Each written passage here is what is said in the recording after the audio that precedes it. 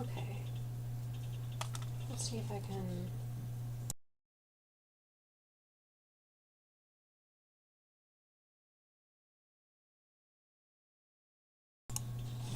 Hopefully my audio is working. Is it working? Hi, can you hear me? I'm not sure if my audio is set up correctly. Also, hello! It's been a while. Let me just...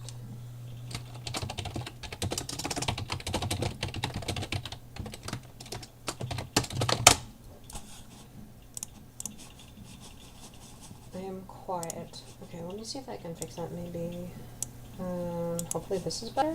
I'm not really sure. I do notice that it's quieter, but I'm not sure how to fix that. Let me check my audio settings.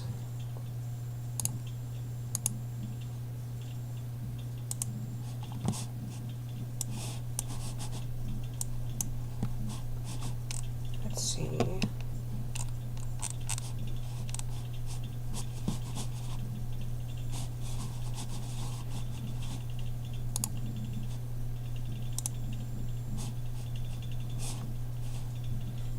Oh yeah, I guess you can see all this, I forgot. That's because it's on the wrong... That might be too loud. Did that fix it? Maybe? Perhaps? I'm gonna assume that fixed it. It looks fixed.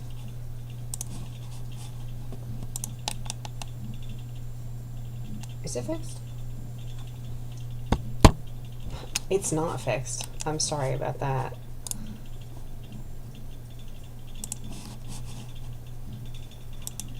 So weird. I think it's confused. Oh wait, okay, I think I know what it is. It's, yeah, OBS is using the wrong device.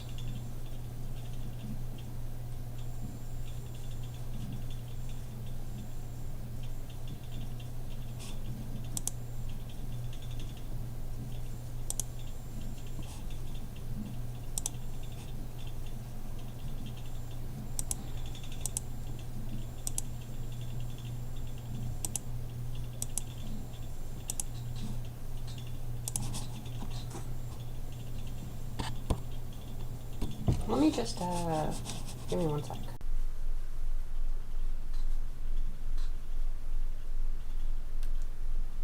Okay, I've restarted OBS and it's now using the correct audio device. So this should be much better. I should be back online. Okay.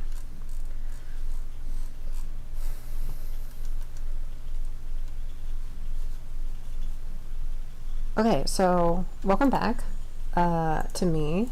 It's been a while, but we're back now, and we're going to be working on this final section, and then possibly we'll return to some other unfinished stuff that we didn't do yet. But we'll be doing some of these theorems, and hopefully this will not be too bad. So let me pull up my draft and I'll figure out which of these theorems we're going to do. Okay, so I believe what we want to do is we're going to be working up to this theorem, which is quite a mess in its current state.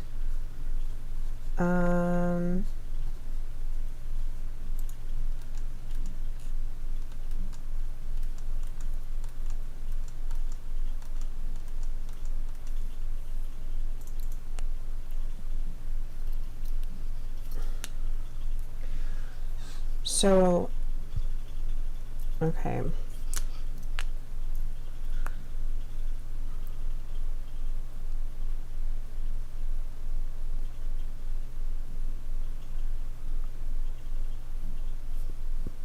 Okay, so we do want to work up to this theorem, and we do have a proof of this.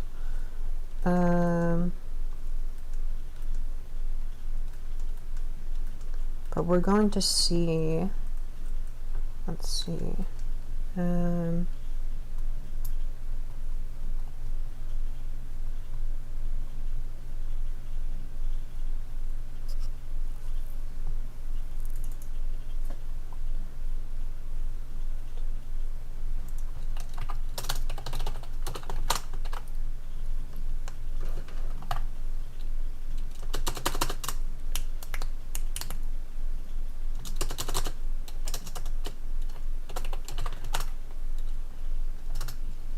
okay, so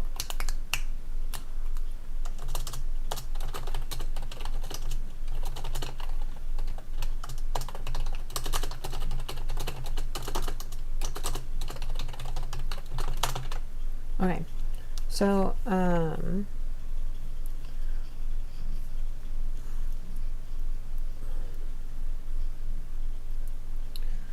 okay, so we want to work up to this. So in order to prove this theorem, so we want to show that this set, so this set is the set of multiplicative sequences, so that's all x in A star. So this essentially just means its first index is non-zero. All x in A star such that for every coprime pair of indices, so n and m are coprime, the projection on the nm index is equal to the product of the nth projection with the mth projection. So if x satisfies this condition for all of these coprime pairs n and m, then it's said to be multiplicative. This is sort of the convention, is that this is the name of this property. It is multiplicative on coprime arguments or indices. The case where the coprime condition is not required is called completely multiplicative. We're not going to be talking about those, we're just talking about these ones for now. But we are going to say, so we have this set, and we're saying our theorem is that we're going to be working up to, is that in fact this space is indeed a this space is a logarithmic subspace. That means it is the image of some exponential, and the underlying linear subspace is this one, which is very complicated. So maybe we'll reword this theorem, so we can say the set A sub m is a logarithmic subspace. Maybe I'll change the name, the label we're using for this. So this is a logarithmic subspace, and its underlying linear subspace is a set, and then we have this set here.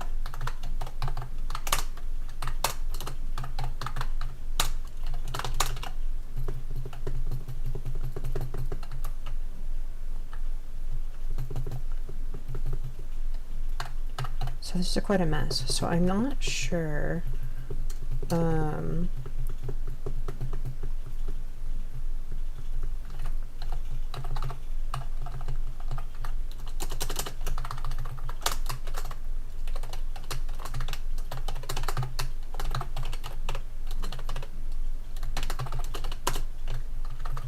Okay, I am going to change the name of this actually, now that I think of it. So I think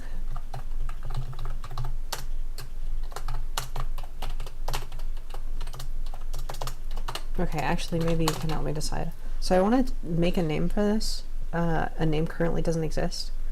In my draft I use this A sub m. M stands for multiplicative. But I'm also thinking about doing A sub pi, because pi standing for product. The reason I'm thinking of changing it is that using this lowercase m, if I ever have a variable which is a lowercase m, or if I ever want to use a subscript notation for any other purpose, like a function, this could be ambiguous. But if I did A sub pi, this would be very non-ambiguous as to what it means. I could also do, instead of doing pi, I could do, no, I don't know. This is probably fine. I kind of like this. I'm going to do it this way.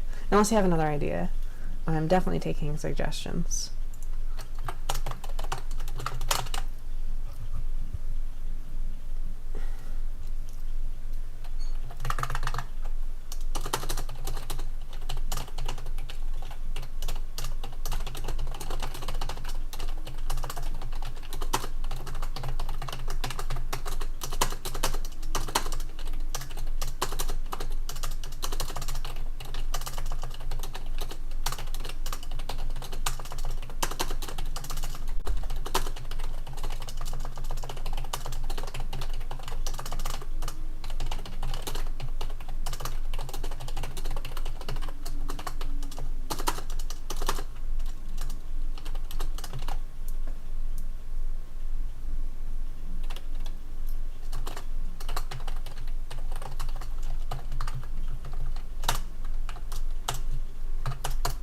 Okay, I think doing it this way would actually be good.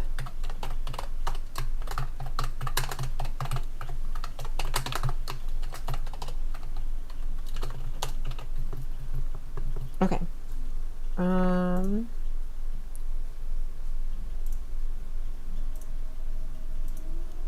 Okay, yes. So our theorem is explicitly this set A sub pi, this set of these coprime multiplicative sequences, is a logarithmic subspace, and it is generated from the linear subspace of all x and a, which are 0 on every projection except prime powers.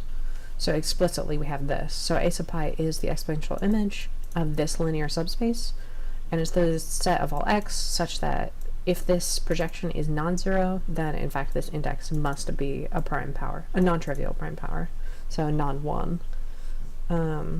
So this is our theorem, this is our claim, this is our essentially sort of the primary purpose of this section. So we're going to try to prove this we have a few stages that we're going to try to go through to prove this. So let me see here. Let's see, what do we have? Okay, so in order to prove this, I think what we want to do is we first want to show that it's a closed set. That's the first step.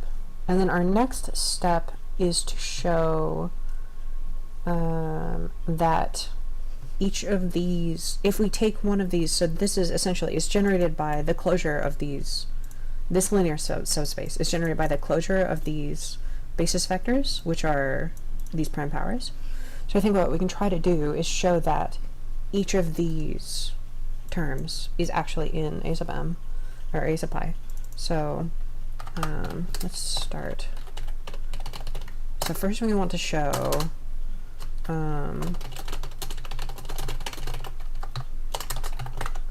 that A sub pi is a closed set.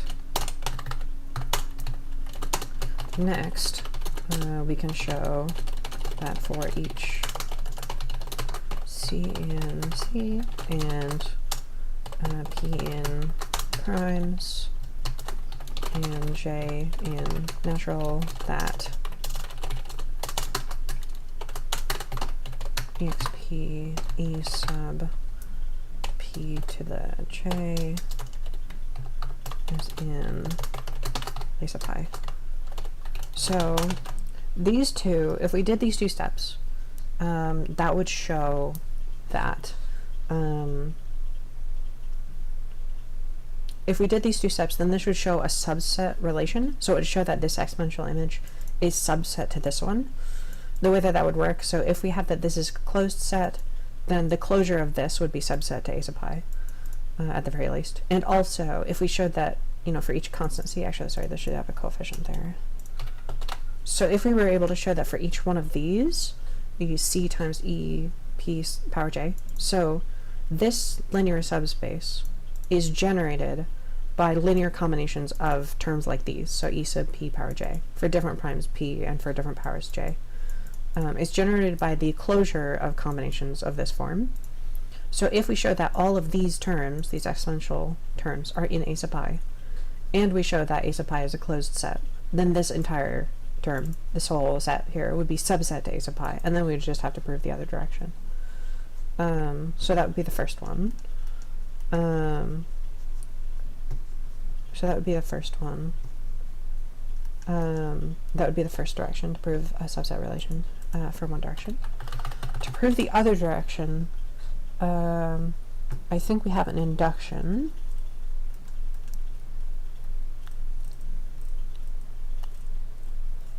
These proofs are very long. Maybe we can find something something perhaps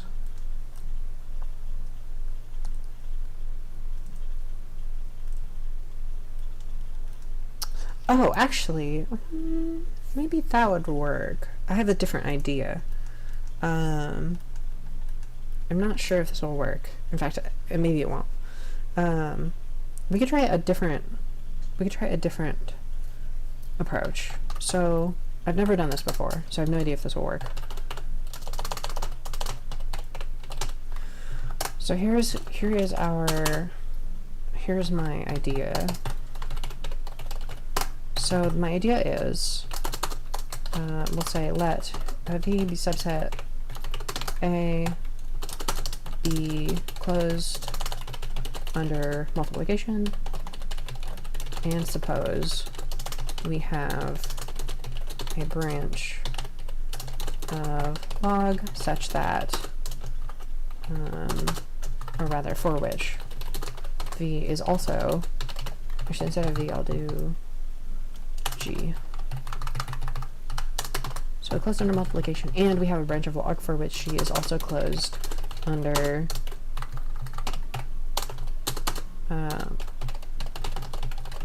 exponentiation by reals. Then G is a logarithmic subspace. So so this is the idea. So what we do know is that if we have a logarithmic subspace, then there is a branch of log for which all of this holds. So A is closed under multiplication, and it will be closed under exponentiation for some branch of logarithm.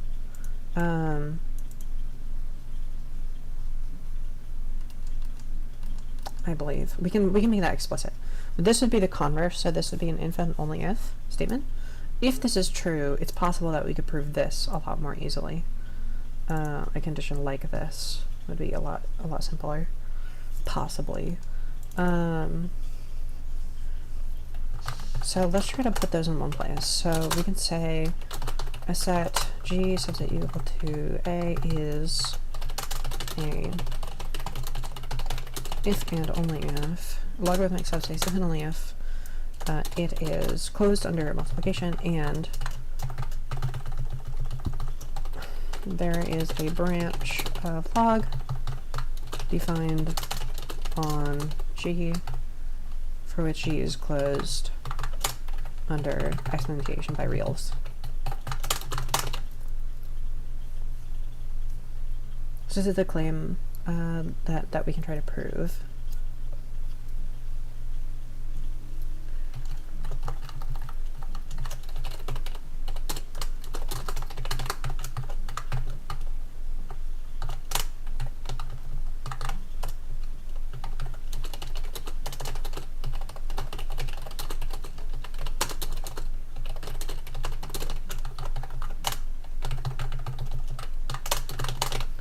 Okay, so if we want to do an if and only if like this, so the first direction would be only if. So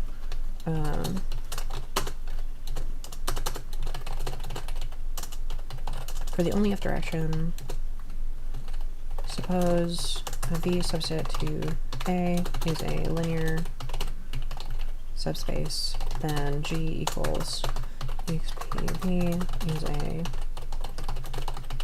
logarithmic subspace, and then we can say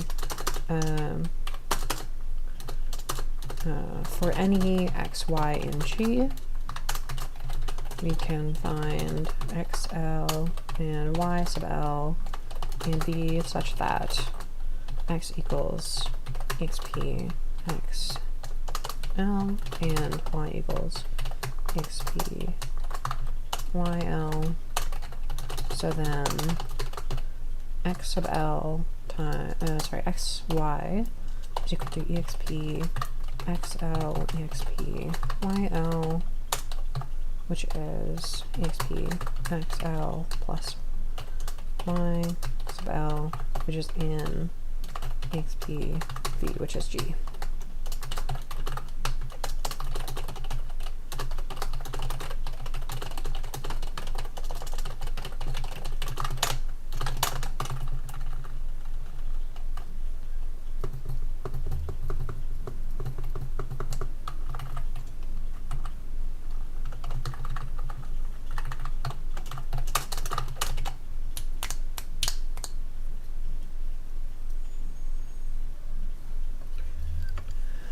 G, we find yl, xl, yl, and v such that x is xl, y is exp yl, so then xy is these, which is that, which is that. Okay.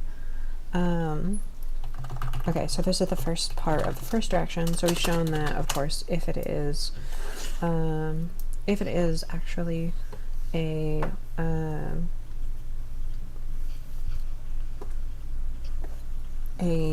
if it is a logarithmic subspace that's close under multiplication. As for addition, or sorry, rather, as for experimentation, so next, so we'll say, next for each x in G, actually we can say define log which maps G to A to B, any branch of log. Any branch of a logarithm. Actually, you can say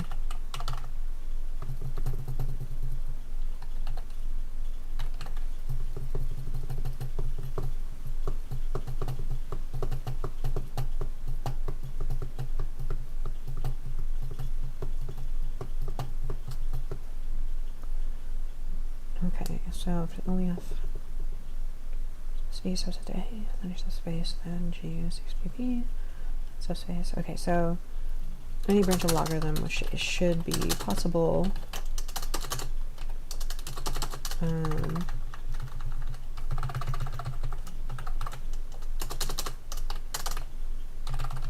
Actually, let's do it this way. Okay, so since G is exp v, which is subset A star, then for each x in G, we can find x sub l and v, or rather we can say x sub l such that x equals, actually we can say, well, yeah, x sub l such that x equals exp x sub l.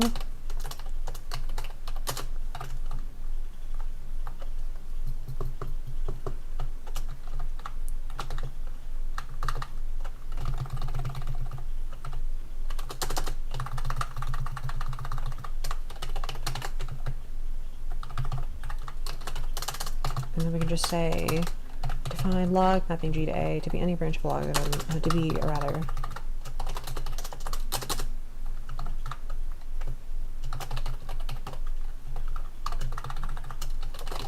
define log mapping G to A so that log of x equals x sub l.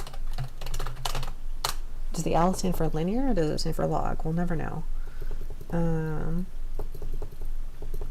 Okay, so yeah, so the first part is where we've shown the multiplication. So next we're saying, because G is the image of this exponential, then for each x in G, we can select x and L, x sub L in A, such that x equals exp x sub L. Define this branch log, which maps G to A, so that x log of x equals x sub L, and thus exp log x equals exp x sub L, which is x for all x in G. So this is a branch of logarithm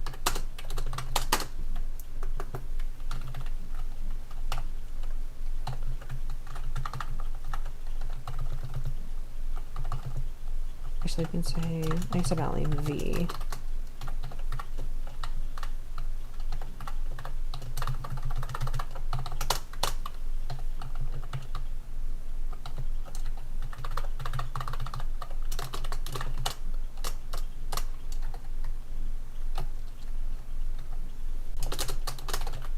And then we can say, moreover, since x sub L is in V, then for all real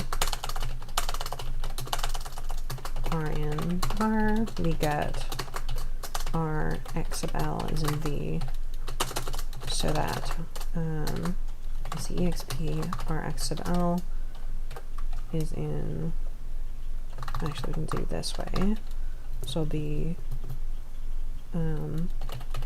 exp R log x, which is x to the R. X to the R is exp R log x, which is exp R x sub L is in exp V, which is G. So G is closed under exponentiation by reals under this branch.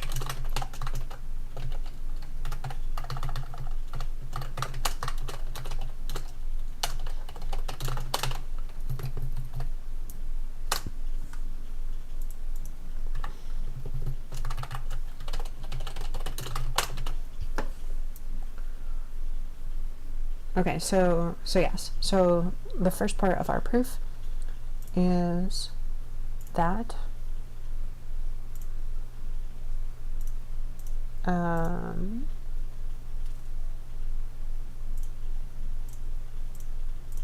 me double check these. Okay, yes. Yeah, so this is the first part of this direction. So if we have this linear subspace, we exponentiate it to get G. Then of course it'll be closed under multiplication. Actually, we can probably do this the other way around. Since for any, actually let's do this, yeah. So x in G, there is,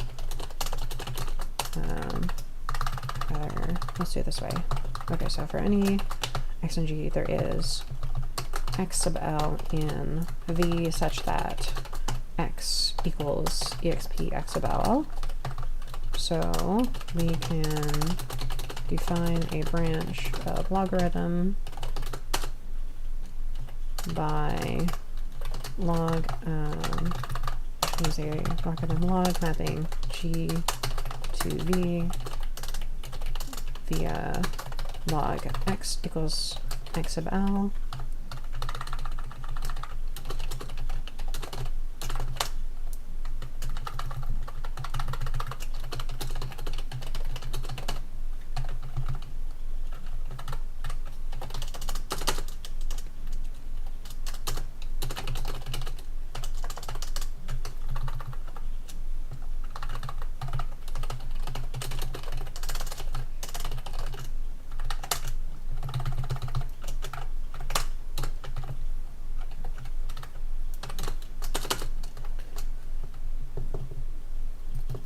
Okay, so then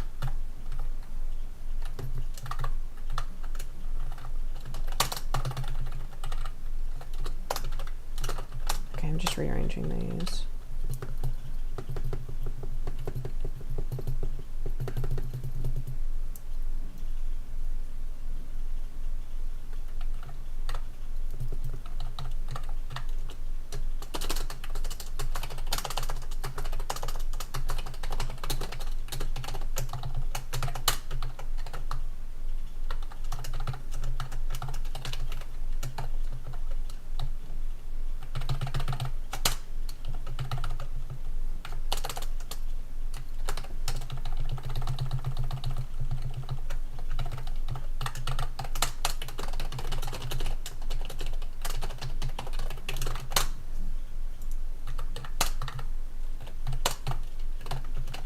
Okay, so yes.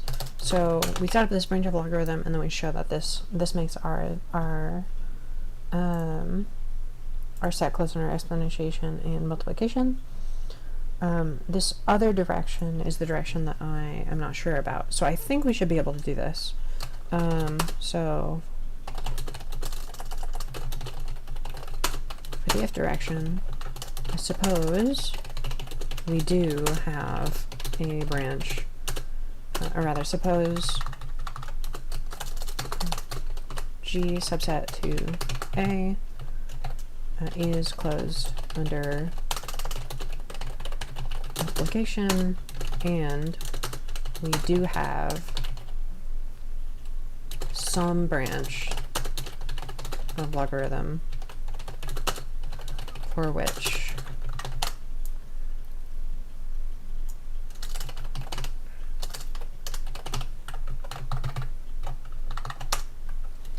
some branch of logarithm log mapping G to A for which G is closed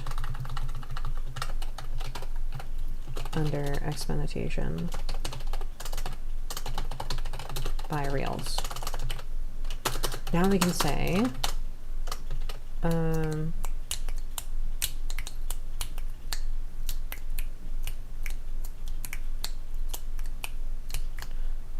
this might be hard actually, I'm not entirely sure if this is going to work.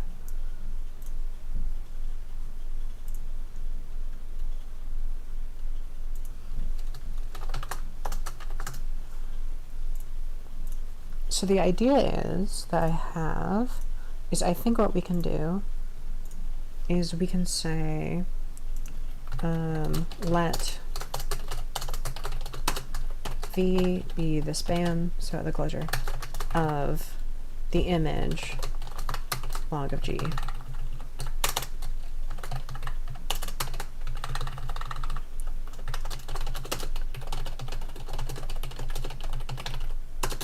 V is the span of log G.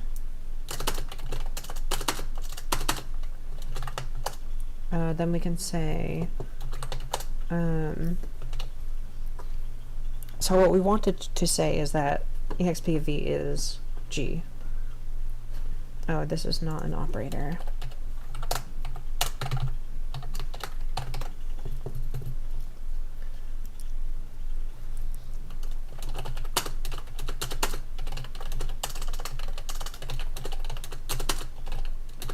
We shall show that exp is G. That's the idea.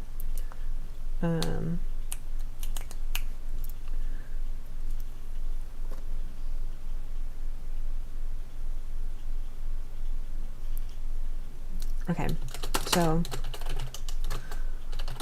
since we have V is superset to log of G, the image log of G, then immediately exp of V is also superset to G. So everything in G is also in V. Now we want to show that everything in V, or everything in exp of V, is also in G. So we can say, now take any V in V, then we can write V equals sum, rather we could say then there is an integer n naturals including 0. Actually that doesn't matter. And there's n0 and constants x sub I, or rather x sub 1 to x sub n in, let's do n1 here, yeah, in G, and coefficients r1 to r sub n in R, such that V is the sum I equals, let's do j equals 1 up to n of r sub j times x sub j, I think.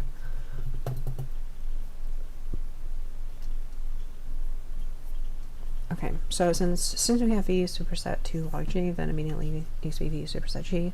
Take any V in V, there's an integer n, It shouldn't be answer 1. There's an integer n and constants x1 through xn in G and coefficients r1 through rn in R such that V is this summation. So then exp of V is this product from j equals 1 to n of exp r sub j x sub j. But because we have oh sorry, yeah, that's right. Because this is the span of G. So this should be in log G.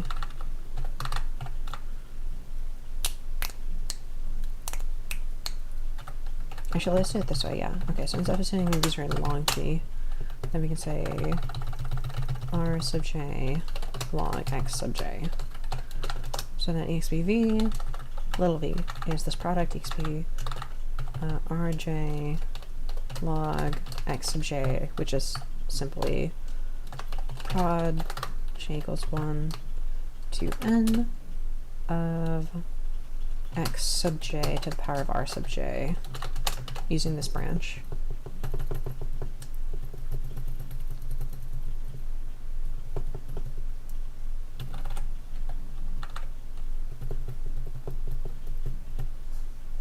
What did I do wrong here? Double subscript?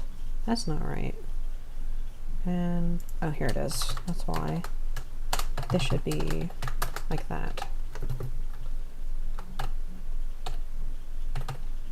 Okay, yeah.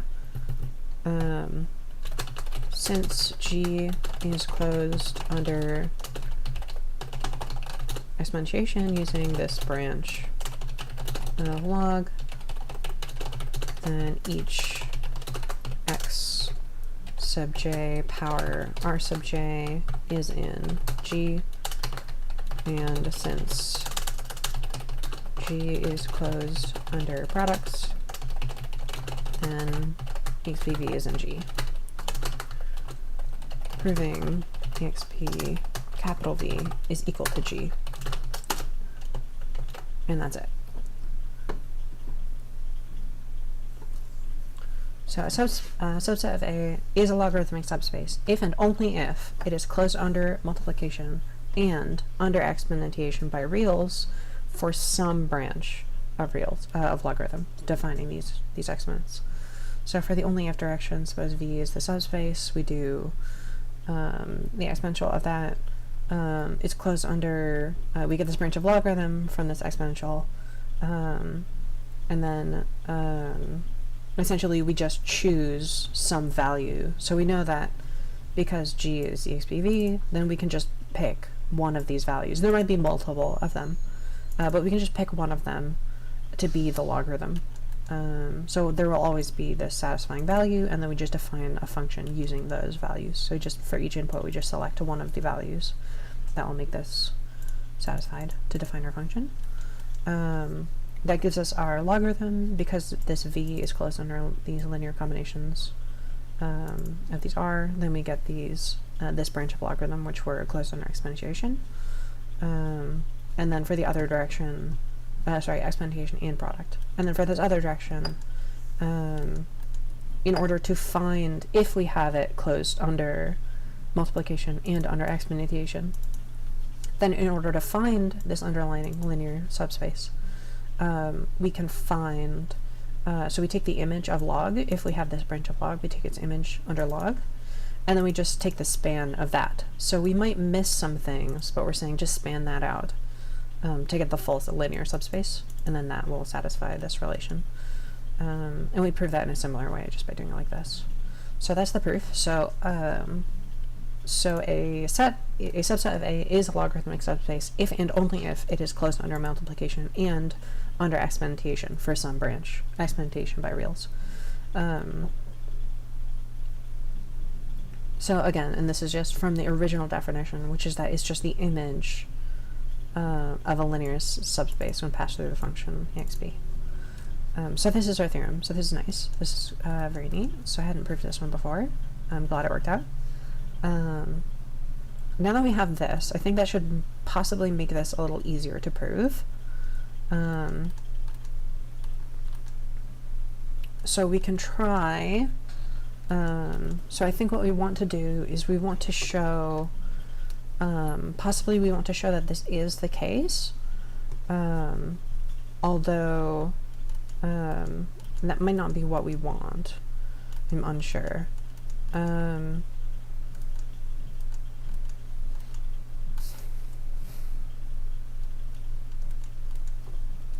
But this will be useful in the end. We do want these properties. Actually, I think the original intention with proving this is actually showing that once we prove that this set A sub I is actually a logarithmic subspace, then actually from this theorem we get that, as a matter of fact, it's closed under multiplication and exponentiation by reals.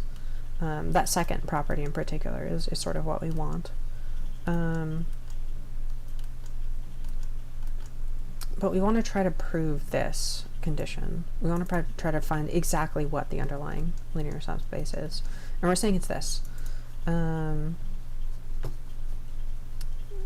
So, okay. So I think, yeah, so let's first show that it's a closed subset. So in order to do this, so we're going to first show us this closed subset, and then we'll show that each of the generating terms of this linear subspace do actually generate our thing. So we'll say, for convenience, let V be the above linear subspace. Then we show XPV is A sub I. So to prove this, so we first want to show that EXPV is a subset of A sub I. So we're going to say, first we show that A sub I is a closed set. And to do that, we can just show that it's sequentially closed. So we can say, consider a sequence of x in a power n with limit x sub n going to some limit L in A. Now for each indices, we're going to say coprime indices and M in natural, we have, and then we're going to show the multiplicative condition. So we have P sub n at x sub k.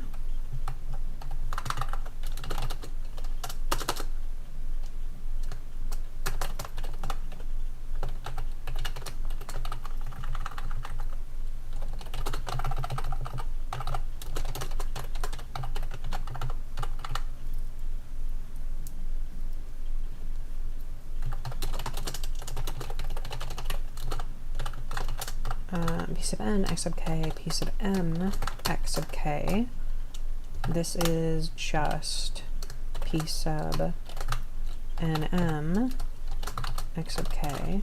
Actually, we can say P sub n at the limit point L times P sub m at the limit point L is the limit as k goes to infinity.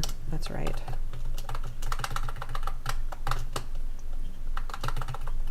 Limit is k goes to infinity, and then this is just the same limit. K goes to infinity, and then this P sub nm of L.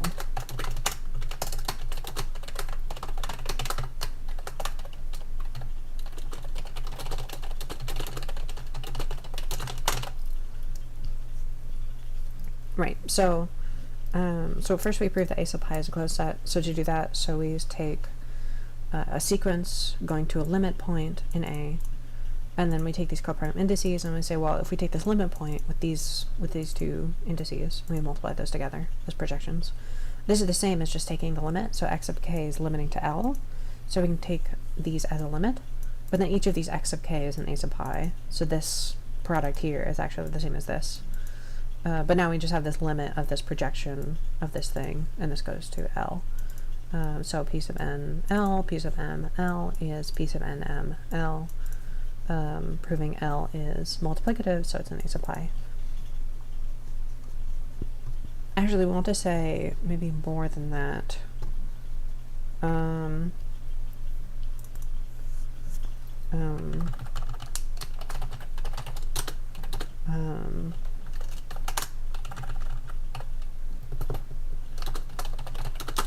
Let's do this. So notice that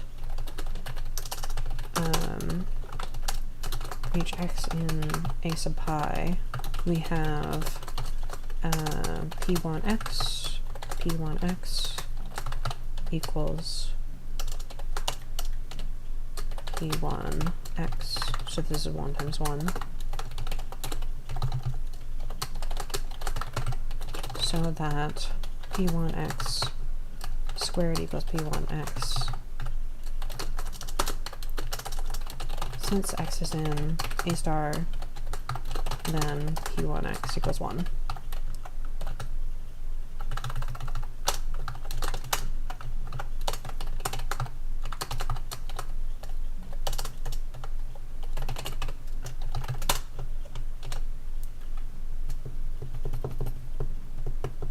Okay, so each x in pi we have p1x is p1 times 1 of x, which is p1x. So p1x squared is p1 of x.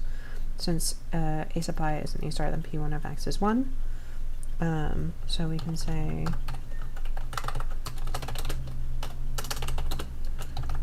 now we show that a pi is a closed set. So we consider a sequence with limit, and what did I do here? Undefined control sequence.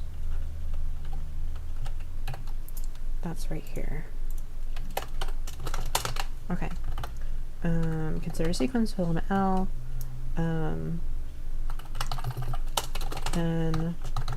for each coprime nm, we have the following, and the following is this, which we already proved.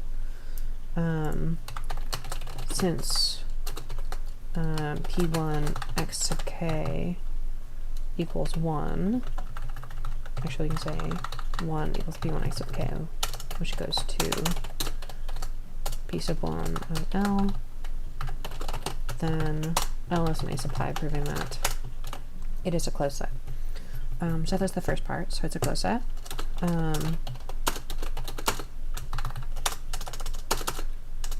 Now we may show, let me see how long this proof is.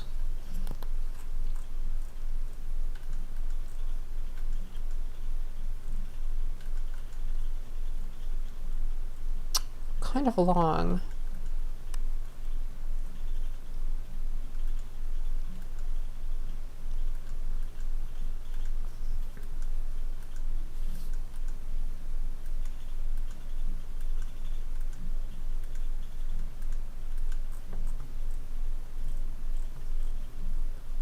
Let's see. So we want to show that these are all going to work out.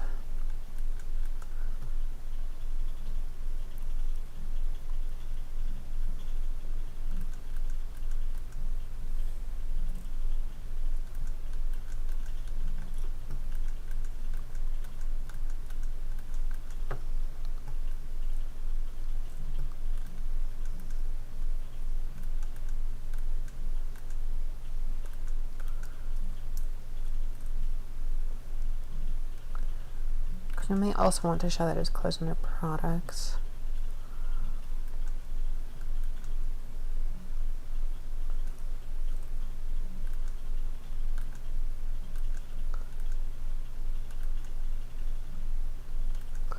Alternatively, let me try something else that I haven't done yet. We could instead try to expand out the branch of logarithm.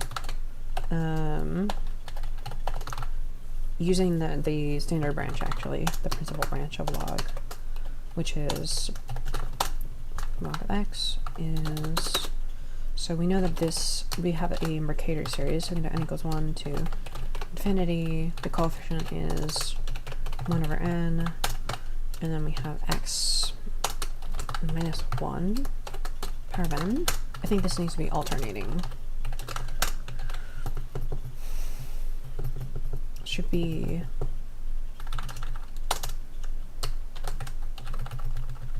negative 1 over n. I think that's the Mercator series. We can work this out explicitly.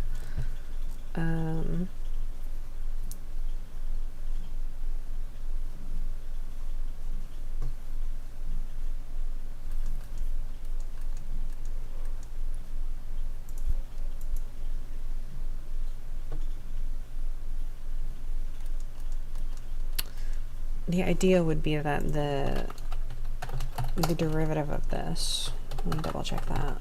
The derivative of this would be 1 over x, and then this would be minus 1, drop the n, and then we can do an index shift, and goes to, starts at power 0, so that this would be like this. And then this is the geometric series, which is 1 over 1 minus x, and then a negative sign. I definitely messed this up, for sure. I'm just not sure how. Save me, Google. And by Google, I mean Wikipedia. So it is negative x plus 1, x plus x minus 1, x minus 1 power n. Yeah, so I had it right before. So it should be a negative. And the reason that we know that works is because the first order approximation about 1 would be x minus 1. So that's correct. Okay. Wiki Google is best friend. Absolutely. I 100% agree. Okay, so this is the log. If we wanted to try to figure out, this is so hard actually.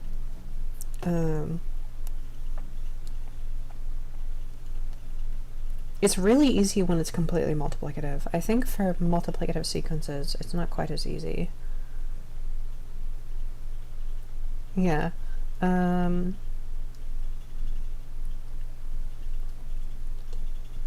Yeah, this is the Mercator series, by the way. I had just looked it up.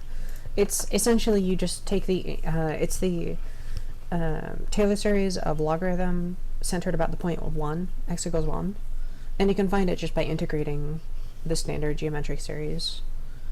If you just integrate that, you get the Mercator series.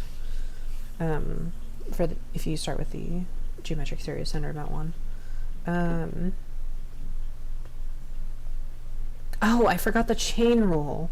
I'm such a silly goof. Yeah, so this is correct. I forgot the chain rule. Yeah, so this is the correct for sure. Okay, so this is this. So my thinking is, if we take something in a sub pi and we run it through the logarithm, then we can try to work this out, but that might be really gross, is the problem.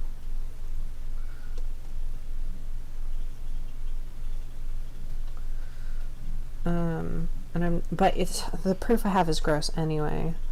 I can try to show you what I'm working with, but it's in my old notation. So it's not quite 1 over 0 factorial. Like that. Okay, it's a lot. It's a lot. For sure. Like, I feel like this should be easier to prove than what I've done. But I'm not sure how to do that.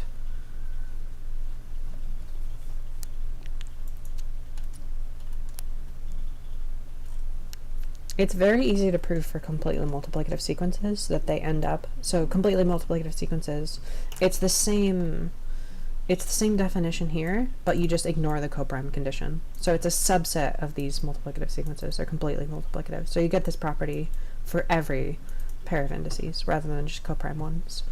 It's really easy to prove there because you only have to worry about, you know, a really small number of things happening.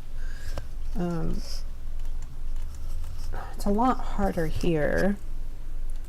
We do have a proof, but it's just very a lot. So it does start, so it starts as I've started it, so we prove that it's closed, and then we prove, the next part is proving that these basis terms end up in A sub m. And then at the end, after we do this, it starts closed, it has these things, so we do get the subset condition, like we want. Showing that A sub m is a superset of whatever this is, which is the thing we're trying to show.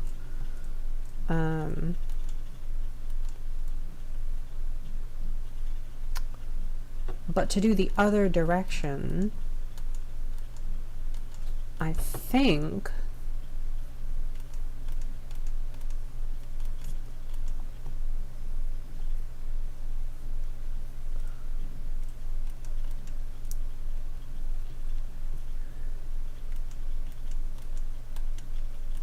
okay, yeah. So I did something kind of lazy here. Is that I have established that A sub m is closed under product. So I think we might have to prove that anyway. So I think let's just do that. Let's just show that it's closed under product. Because we're going to have to do that.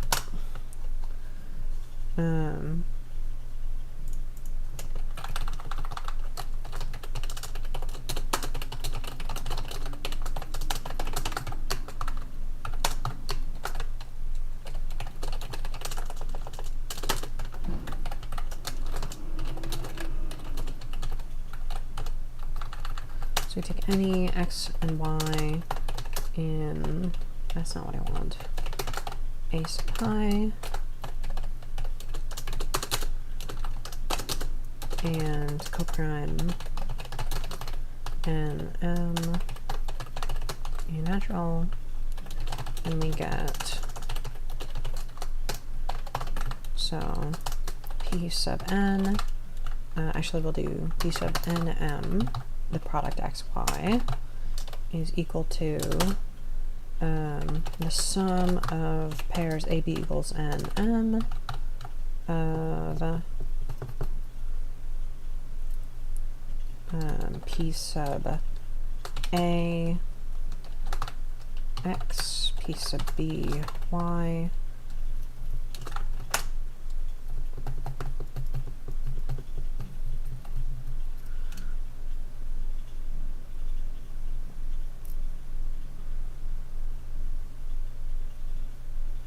actually let's do it from the other direction also. P sub n xy, P sub n xy is sum AB equals n, P sub A x, P sub by, and then we also multiply that by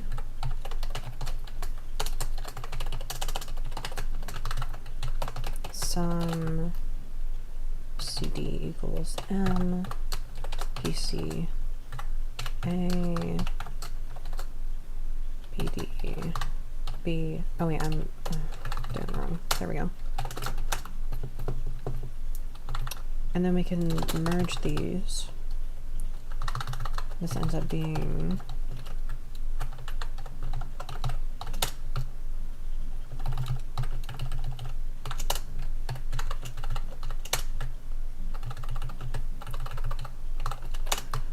pull that through.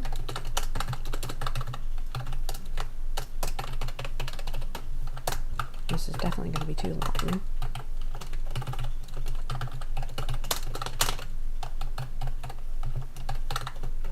Sure is. Okay, so that's that. And then, okay, so this X would be AC, C, and then BD.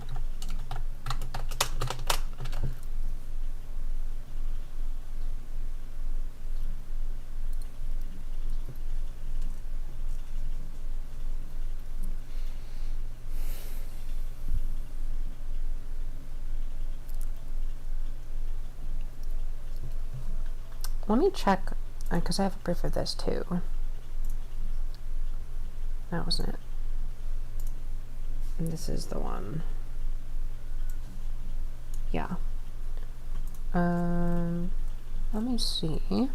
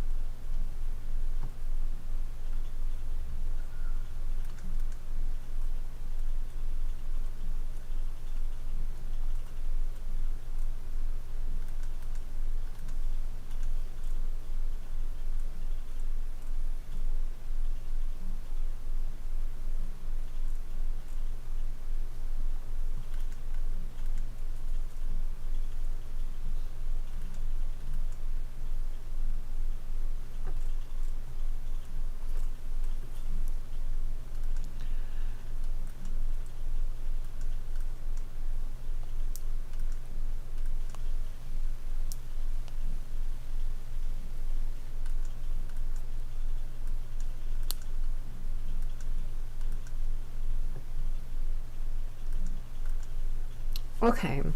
Okay. So you see how I've done this. Okay. Okay. So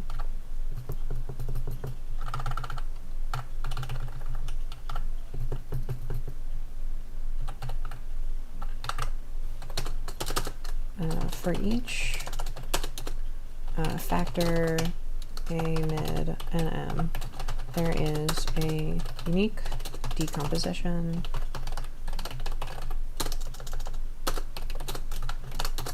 A equals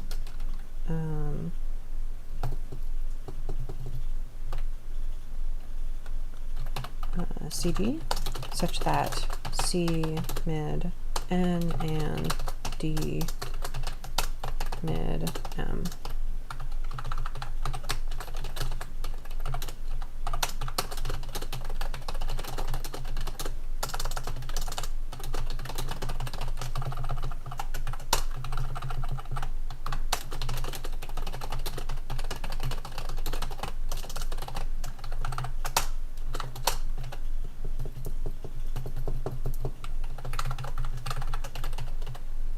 Okay, yeah, so since N and M are coprime, any of their factors will just be a product of some of the primes from N and some of the primes from M, and you just group those together. So this is our unique decomposition that we're going to be using. So because they're coprime, we get this unique decomposition. So we can say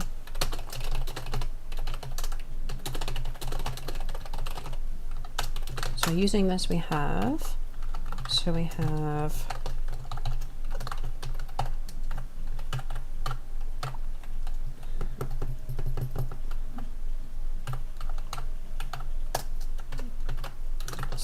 PNM is sum AB is NM, PAPB, which is just the sum.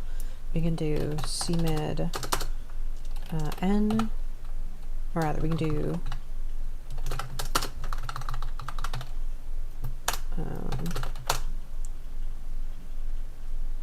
C mid N sum D mid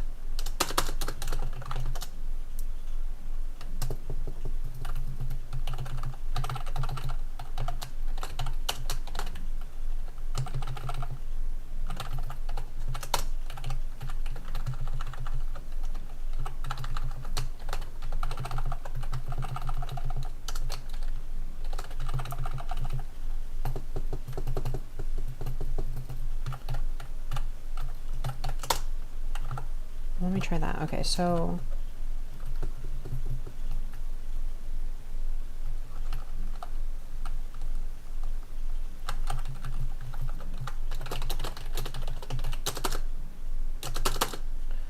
coprime used divisor A mid NM has unique decomposition.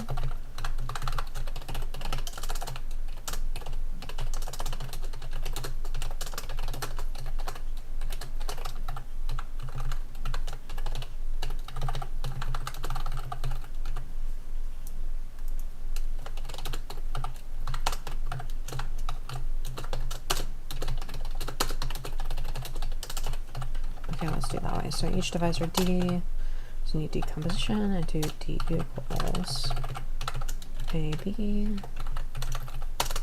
B mid N, B mid M. Likewise, each pair A mid N and B mid M admits a unique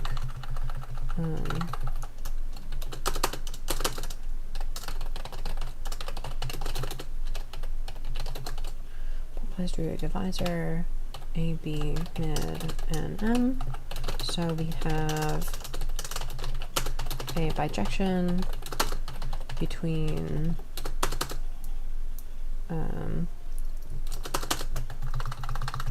so the mapping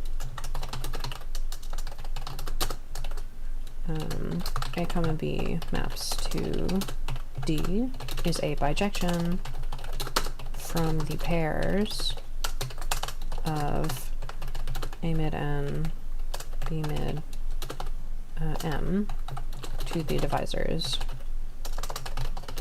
D mid and M.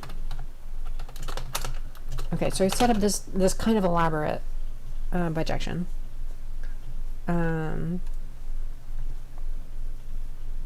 So this elaborate bijection is essentially if we have N and M coprime, so fix these.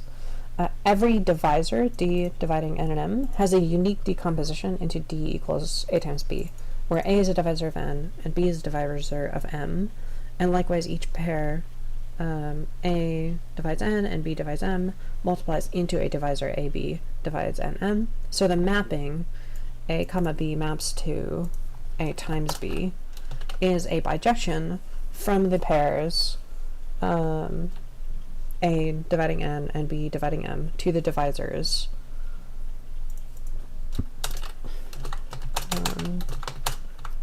D equals AB, which divides NM. This bijection lets us rearrange the sum. So using this we have the following. So Pnxy, Pmxy is this sum, and instead of doing AB, we'll do D mid N, and here we have D, and then here we have N over D, and then we also multiply this by, actually let's do A mid N, and this one's B mid M, and then this is B with M over B, because we have this bijection. So we actually first we want to merge these sums, and then we'll do a bijection. So in order to merge the sums, I'll get rid of these parentheses.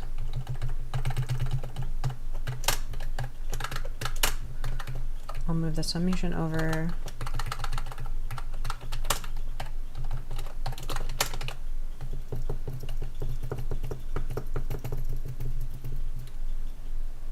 And then this is just, so we apply this bijection. So we have these, this double sum across these ordered pairs, A mid N, B mid M, but then this lets us do, actually we can just do D dividing NM,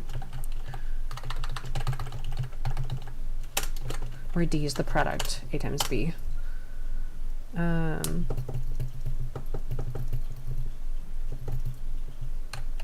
This should be B.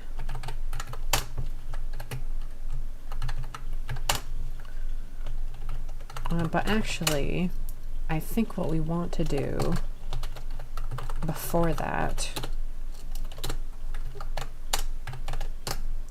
is we want to merge these.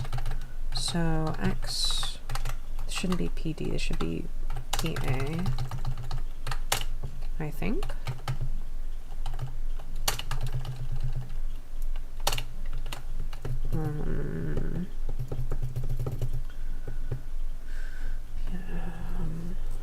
That's right here. So Pnxy, Pmxy, some A mid N, xy, these should be A and A, B and B. Okay. And then we merge the sums. A and A, B and B. And then I believe once we get to here,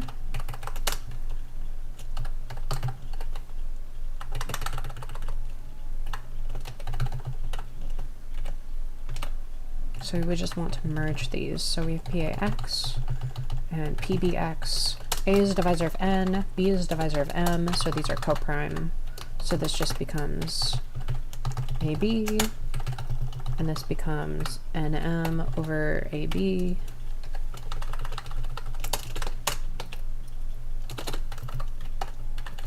And now we can rearrange this. So this becomes D mid NM, and then AB becomes D.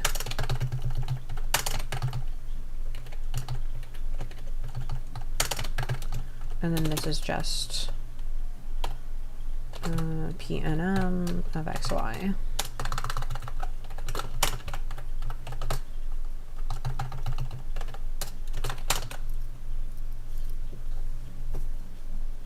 Okay.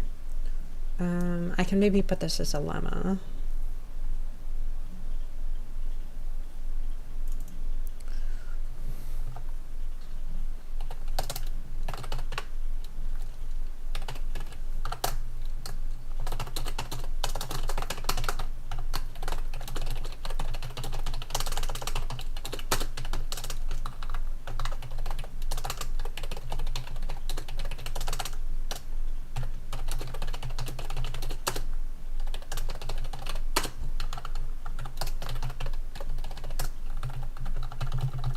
I keep forgetting I've changed the name.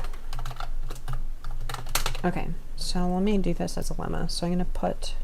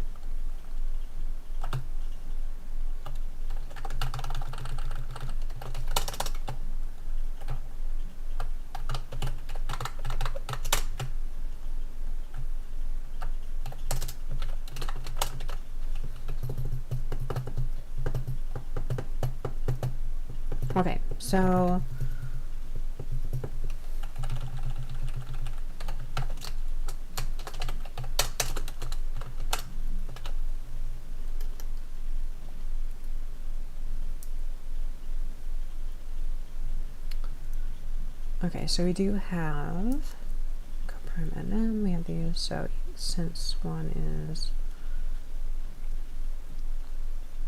okay, so maybe I need to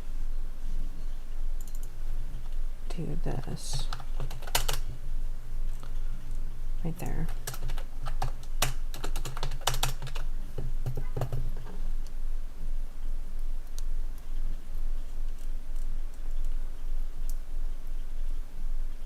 Okay, so where were we? So we were proving this. So we're proving that these are, it's closed under multiplication, under products. So take xy and coprime nm. Since nm are coprime, each divisor d has a unique decomposition into d equals a times b, where a divides n and b divides m.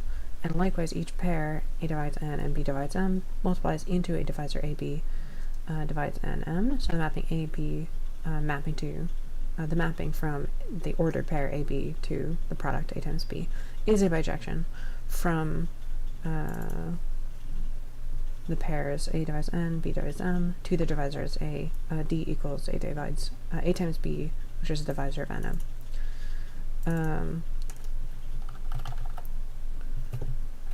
Actually, let's do this right. Okay, so N are coprime, and each pair of A mid M and M mid, B mid,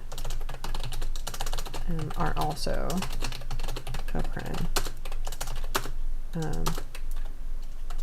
and have an AB mid NM. And then we can say, furthermore, each divisor d mid nm has unique decomposition. D goes A and B, where A mid n, B mid n, and likewise. Another so would say. So the mapping. B is a bijection from the pairs these to the divisors. Okay. And I think that's enough.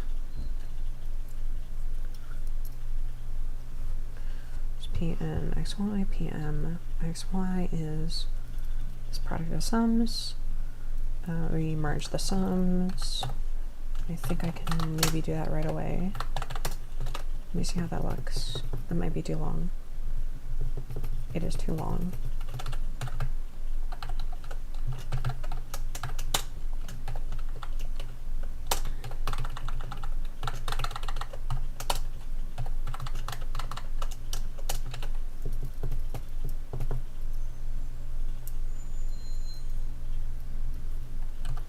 Let's actually take this opportunity to move this x over here. Okay.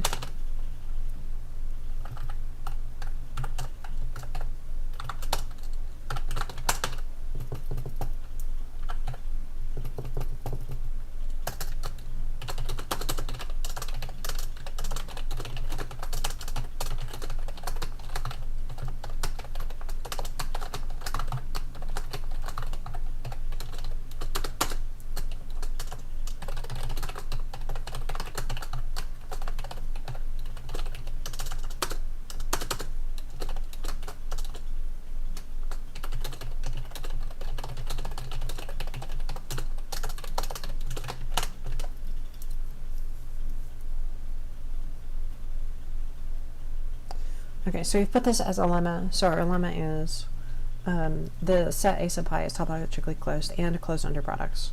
So for topological closure, we did this limit proof. For closure under products, we've done this.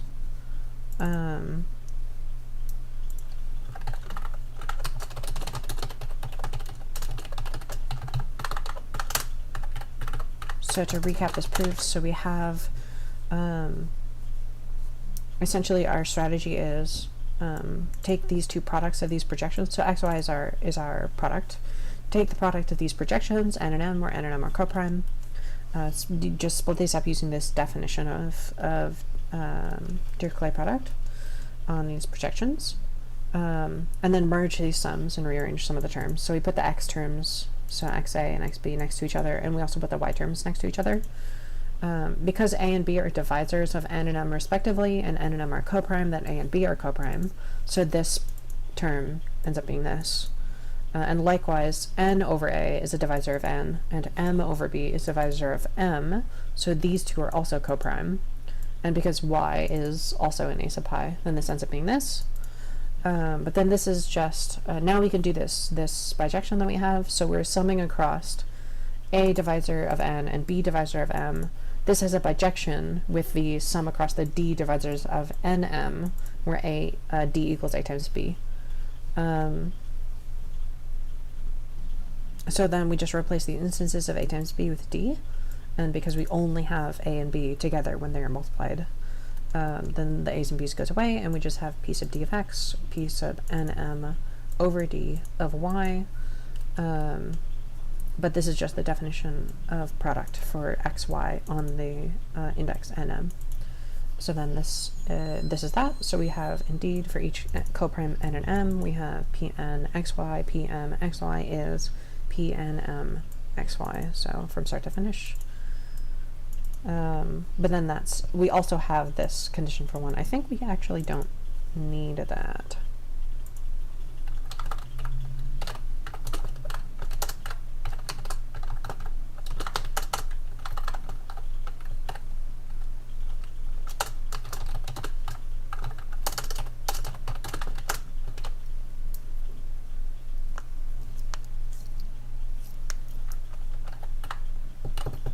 Okay, yeah.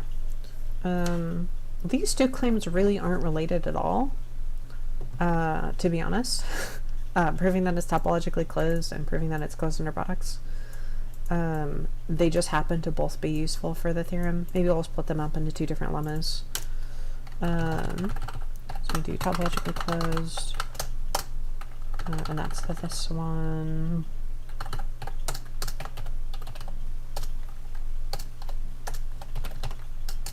And we can do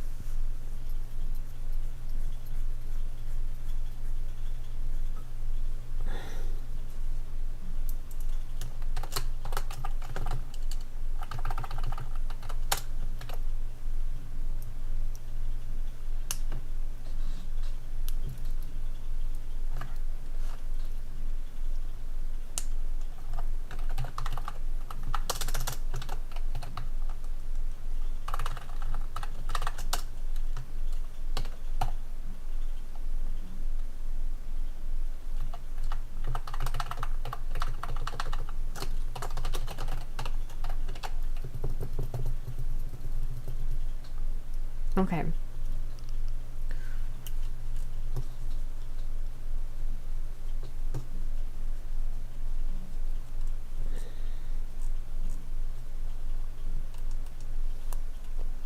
So that's that. What else do we need?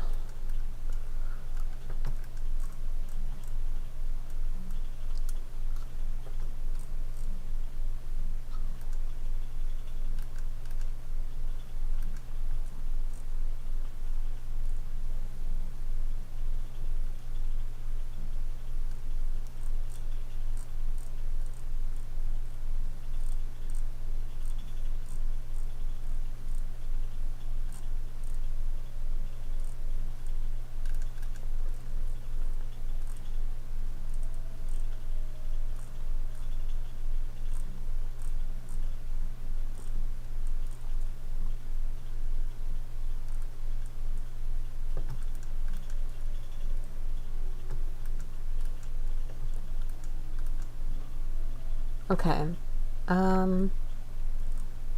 So it's closed and also closed under products. We also want to show, so we can try the basis vector claim for these prime power basis vectors.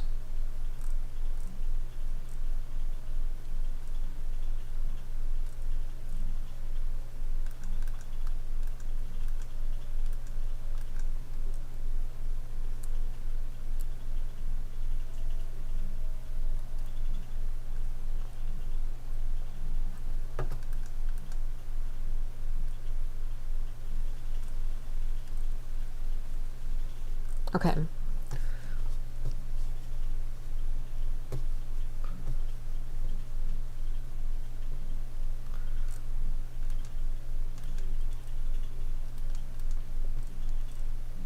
Under products. So let's try this. So we'll say for any x in a sub pi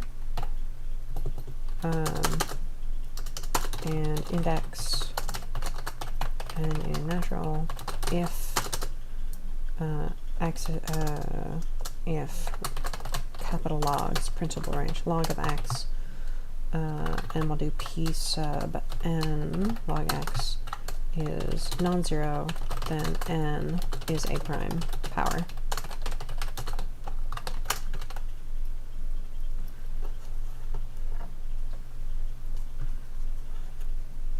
That's not correct. That shouldn't be a slash.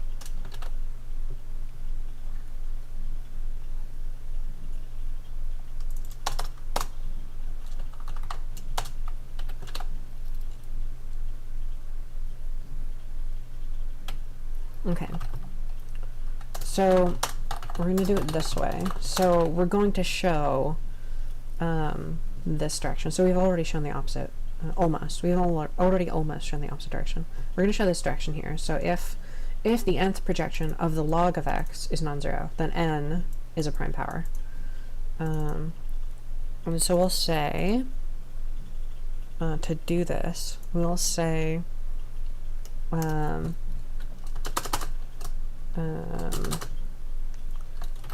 contradiction, suppose not, then we can find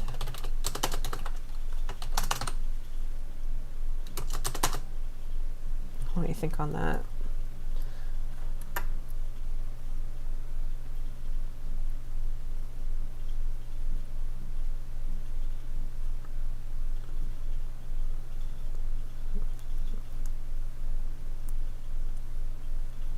So I think we want to do it by induction. So what we want to do is we want to say, by contradiction, suppose the claim fails for some n,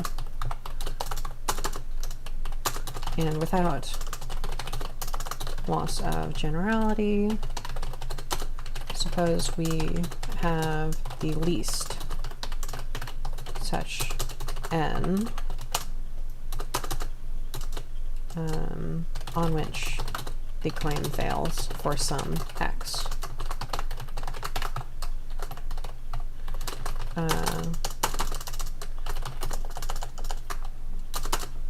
So actually, let's do it this way. So since p sub 1 of x equals 1, then p sub 1 of log x equals 0, so n is greater than 1.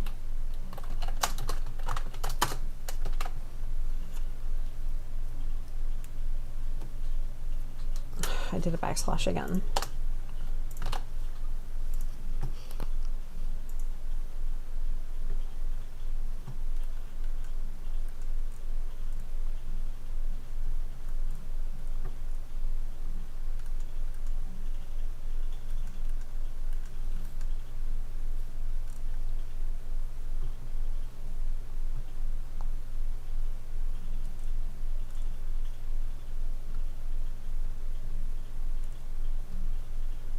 No, maybe we should do this one next.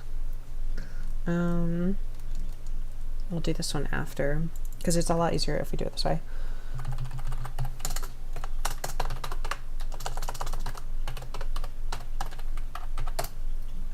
For any constant c in complex and prime p in naturals and power, for any, let's say it this way, c in c and j in natural and prime p in natural, we have exp c e sub p power j is in a sub I.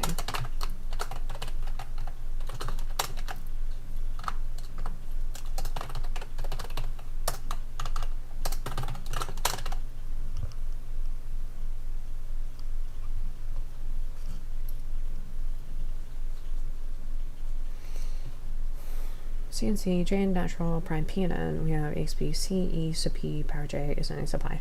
So the proof for that, so we'll say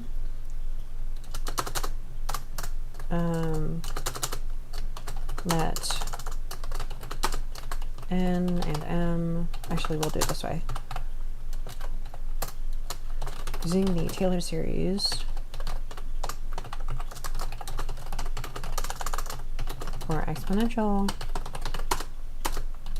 we have exp, so we have c e sub p power j is just the summation of n equals 0 to infinity 1 over n factorial times, actually we'll do c power n over n factorial, and then times e sub p power j, and then power n.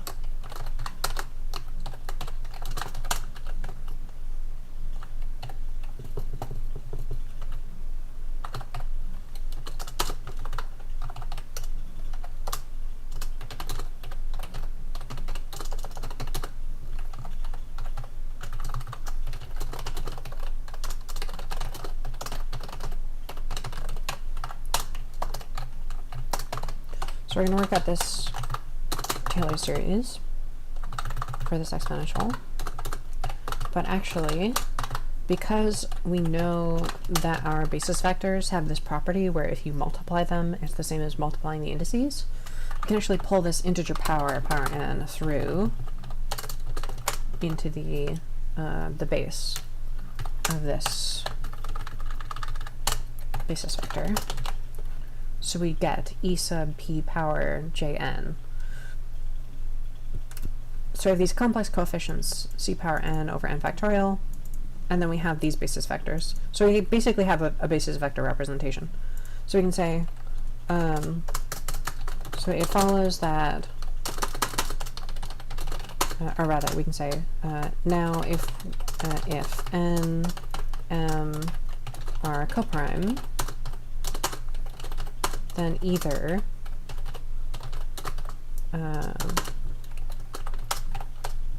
we can say either n equals 1, so that so we actually, let's do it this way. In particular, p sub 1 of exp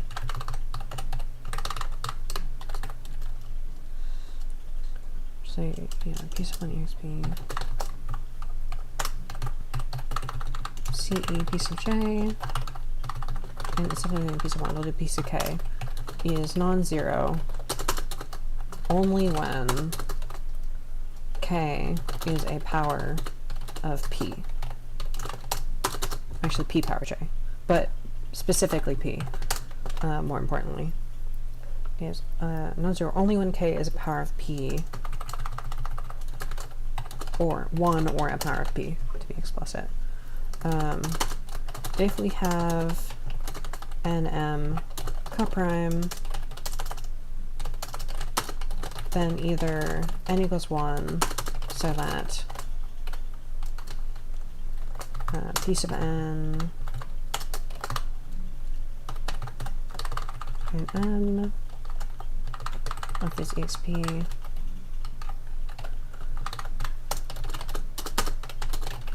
and we have p sub 1 of this is 1.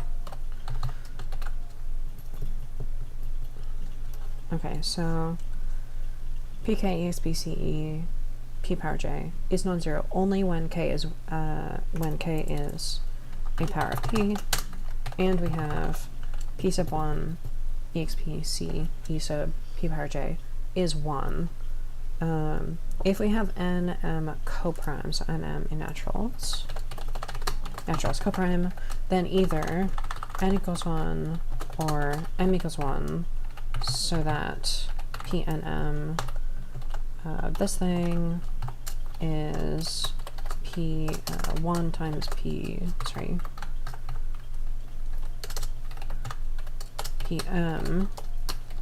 times this thing, which is just p1 of this times pm of this.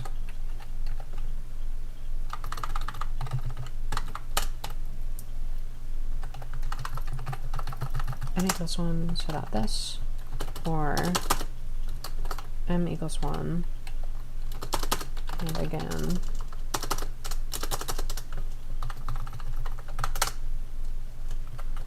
actually let's do it this way.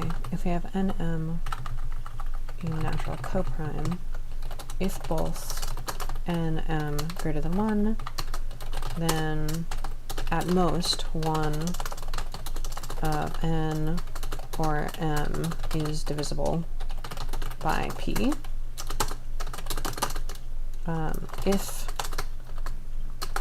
p does not divide n, then p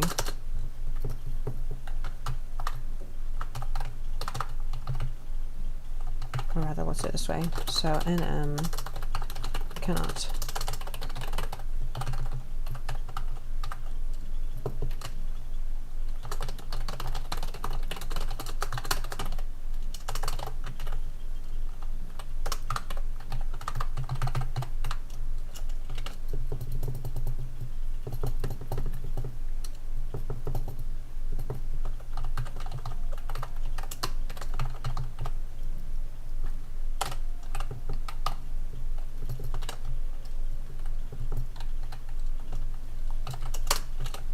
I really don't like this for some reason.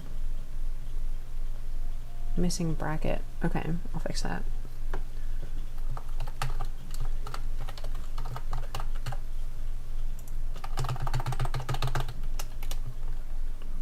Answer only one gets power of p, and we have p1 equals 1.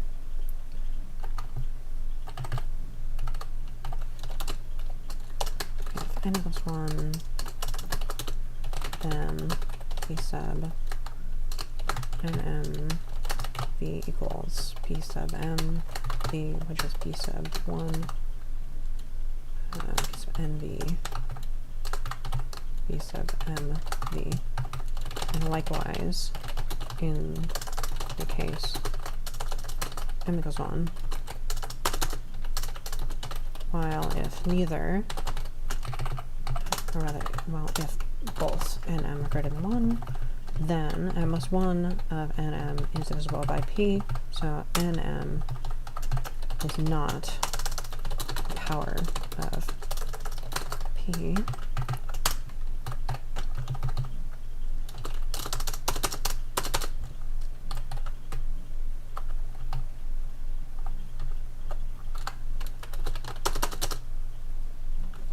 Nm is not power, so we'd say so at least 1 of nm is not a power of p, and likewise nm is not a power of p.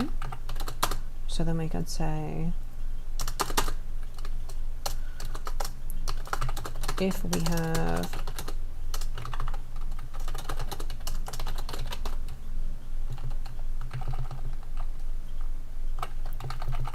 in the case p is not divisor of n, then p nm v is 0, which is p which is 0 pm v, which is pn v pm v, and similarly for the case p does not by m, so regardless of nm, we get p nm v is p n pnv pnv.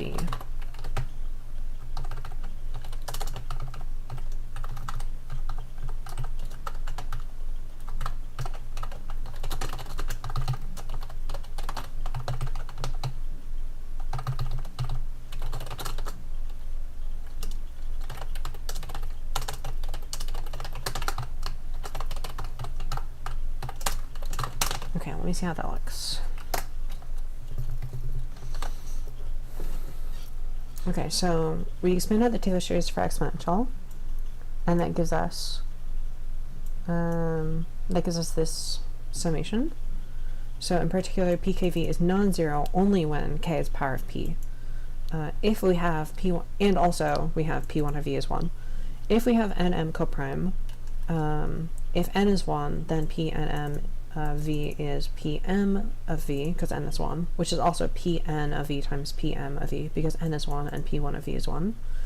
Likewise, in the case m equals 1, we also get this.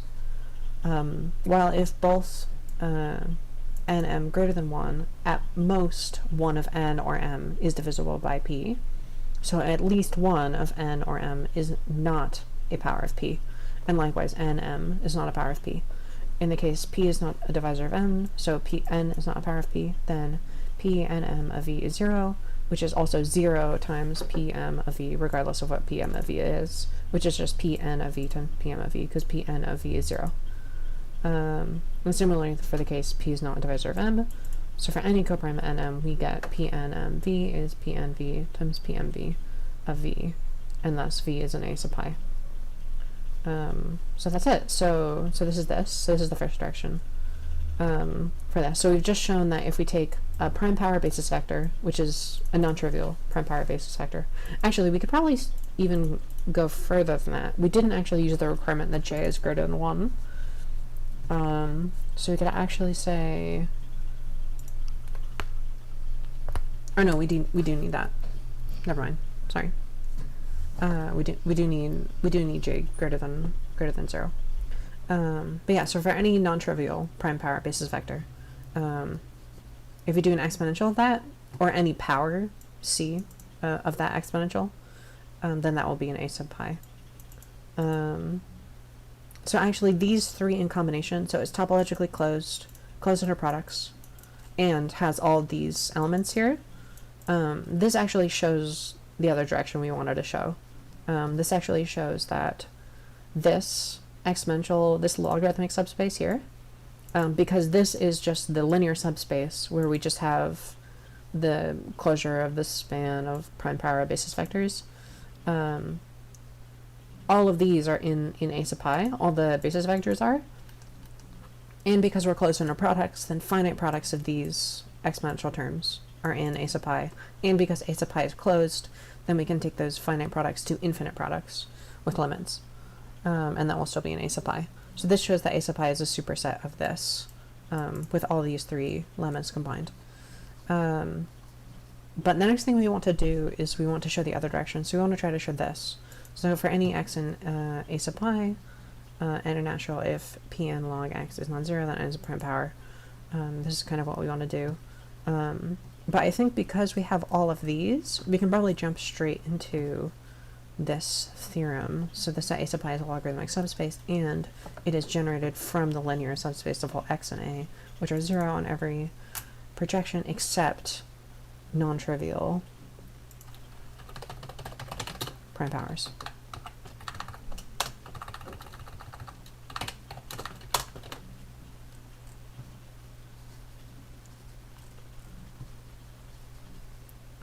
And that's this expression. So a sub pi is this logarithmic subspace. And so to do that, we're actually going to show this. So we can actually show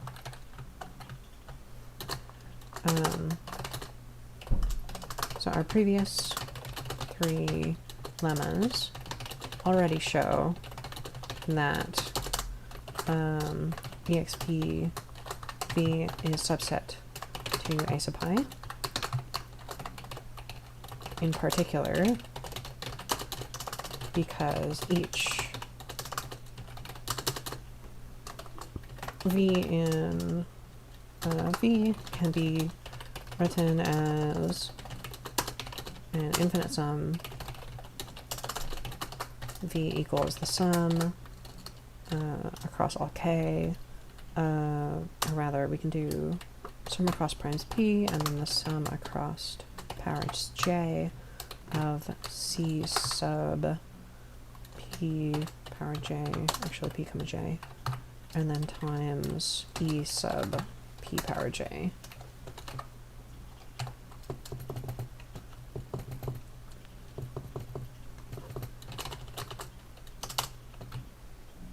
And we can do this as j equals 1 to infinity, and p is a prime.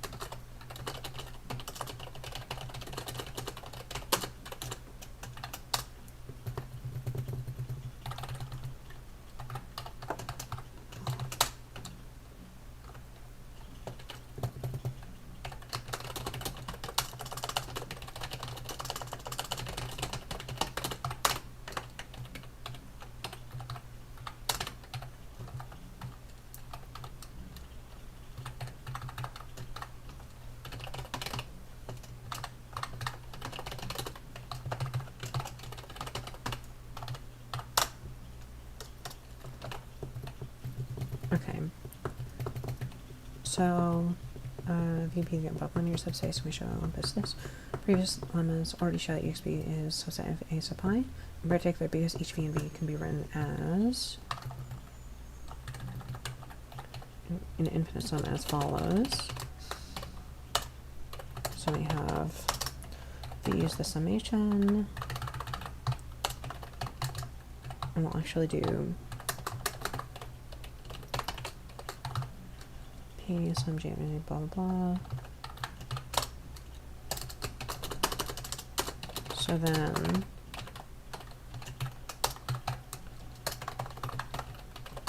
HPV is actually written as this product P in prime product J equals 1 to infinity, and then exp, and we just have this.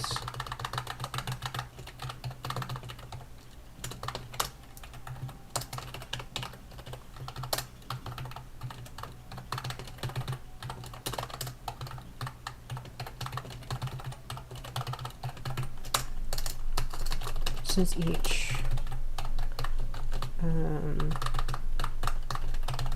of these is in A sub pi, and A sub pi is closed under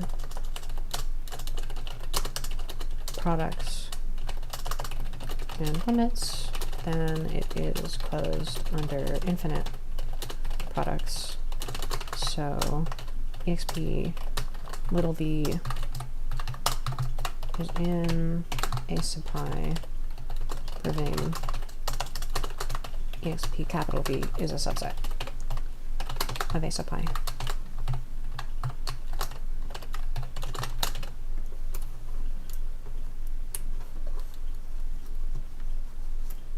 And actually, let's do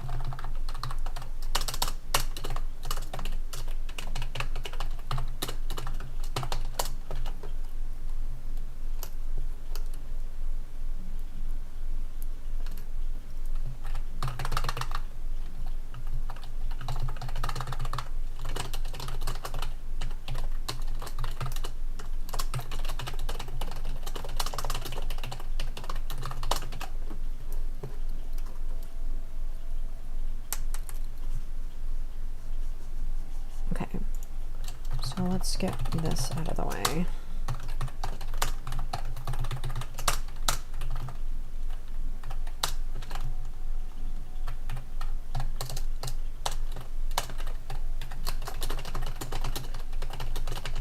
For the other direction, we show that for each x in A pi and a natural, if p sub n log of x is non-zero, then n is a prime power, using this capital log principal branch. And there should be a slash there. Okay, so we want to prove that. So by contradiction, so we can say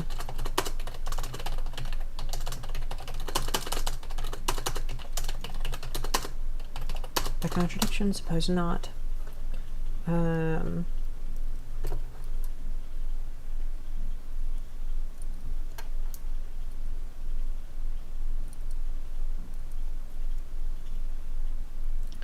Suppose not, then what?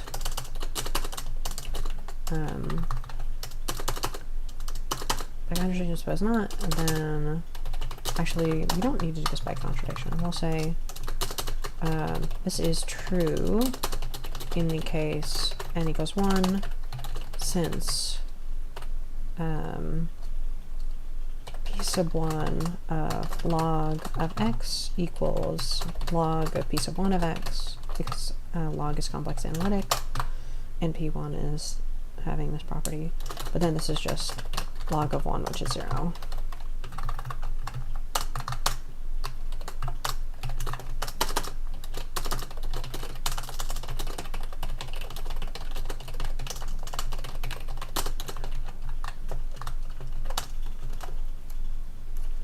It's true in the case n equals 1, since p1 log x is log p1x.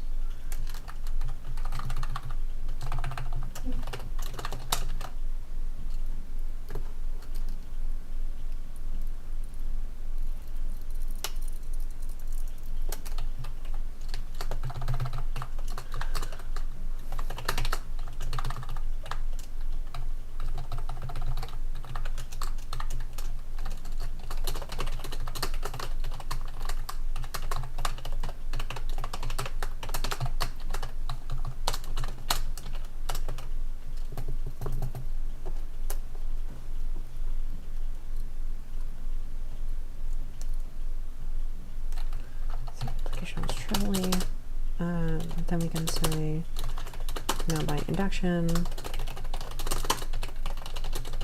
suppose the claim holds for all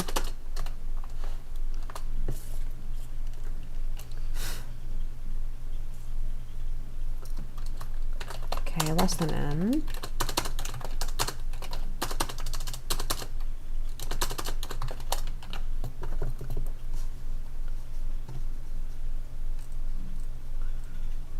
Okay, so to prove ASBV is a superset A, so this should be pi. I keep forgetting.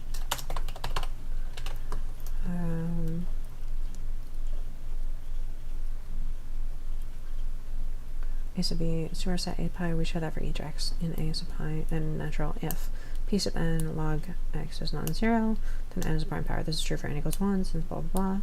Suppose the claim holds for all k less than n, or which is true at least for n equals 2.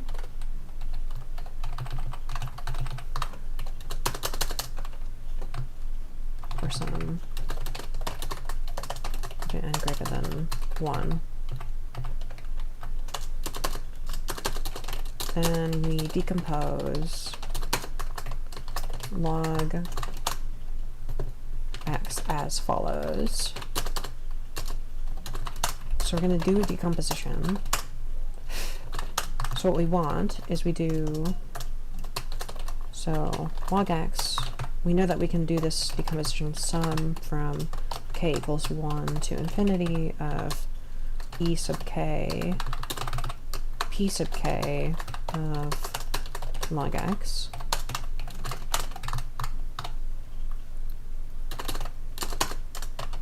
And then we can actually separate this into k equals 1 up to n minus 1. E sub k, p sub k, log x.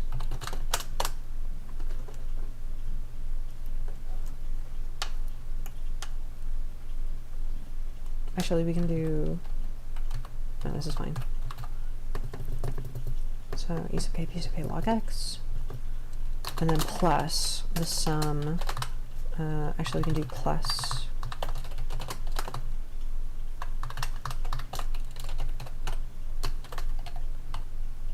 e sub n, p sub n, log x, and then plus the rest, the sum from k equals n plus 1 to infinity, and we have the same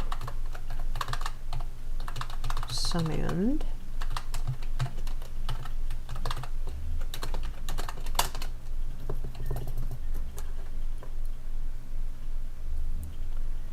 Okay.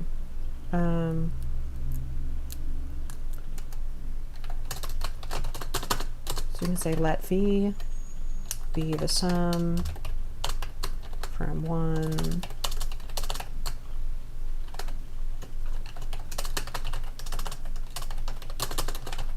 one of these terms has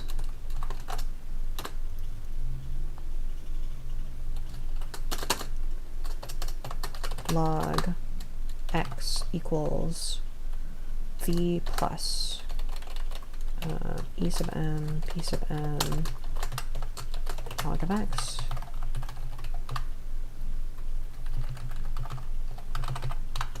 Actually, let's do it this way. We can do v equals this, and then we'll do space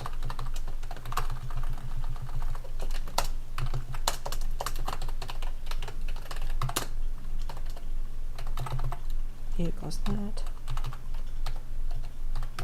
We'll do uv.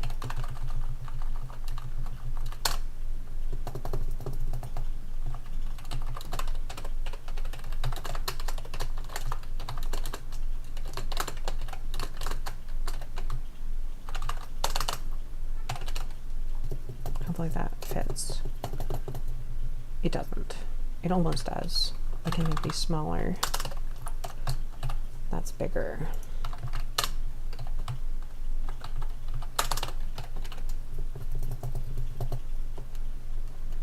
Okay, that's good. Okay, so I can also get rid of these parentheses because I have reformatted these. So we can say by inductive premise,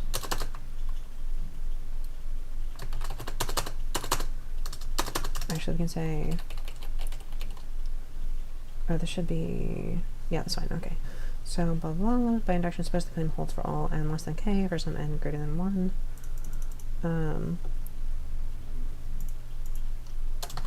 If n is a prime power, then again the claim holds trivially, or rather the implication holds trivially, so suppose not. We now decompose log x as follows. We do this. Okay, so by inductive premise, for each k less than n, we have piece of k log x is non-zero only when k is a non-trivial prime power. So it follows that, actually we want to do v as in v.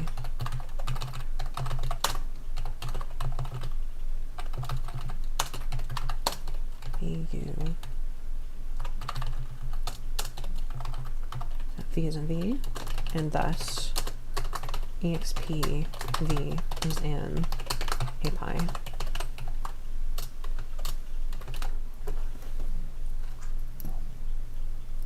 Yes, so by inductive premise for each k less than n, we have piece of k log of x is not equal to 0 only when k is a non-trivial prime power.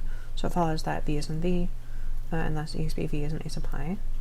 So that's this first term. So essentially what we're doing is in order to prove that the log of each multiplicative sequence fits into this linear subspace, so it's a non-zero only on prime powers, non-trivial prime powers. So we've done the case for n equals 1 because the first index is always 0, and then the log of that is 0. Sorry, the first index is always 1, so the log of that is 0, which fits into this case because these are all 0 on the first index. So we have that trivially. And then we say, well, suppose we have a non-prime power where we've proven it for all the previous indices, and suppose we have, by induction, suppose this claim holds for all k less than n, that these projections of these logarithms are non-zero only on prime powers. Suppose this is true for all k less than n. If n is a prime power, then we move up to it follows again. Otherwise, if n is not a prime power, so we decompose our log, we get v is the sum, so we take log of x and we decompose it across the basis vectors. We have v as being the lower basis vectors, so all the way up until n minus 1, all these indices. We have u being the higher indices, so from n plus 1 to infinity. We just decompose it like that. And that means that log of x is v, which is the lower indices, plus this e sub n, p sub n log x, which is the nth index, plus u, which is the higher indices. By our inductive premise, for every k less than n, we have p sub k log of x non-zero only when k is a non-trivial prime power. So these lower indices here, these are only non-zero when k is a non-trivial prime power. So it follows that this little v is actually in this capital V set. That's this linear space. It's non-zero only on non-trivial prime powers. So by our previous work, exp of v is an a sub pi. And then we're going to use this fact along with the multiplicative property. So we know x is multiplicative because it's our premise. And we now know that exp of v is also multiplicative. And then we're going to use that fact to show that this piece of n log of x is 0. Because this u is actually a remainder, it's going to vanish in the evaluation. So we can say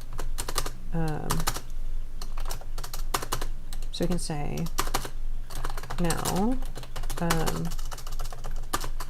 let's say actually, moreover, we have, I think it's our z function, z of u is greater than, strictly greater than n, so exp, what I can say, from the Taylor series, we get Taylor series for exponential. We get z of exp of u, which is the remainder, minus 1, is greater than n as well. This lets us evaluate the projection p sub n of x as follows. So we know p sub n of x is just, so x is exp of log of x, which is v plus this e sub n p sub n log of x plus this u, and we know that u is, so this will end up being, so if we do it like this, we can expand out these exponentials, so we'll get exp v times exp en pn log of x times exp u.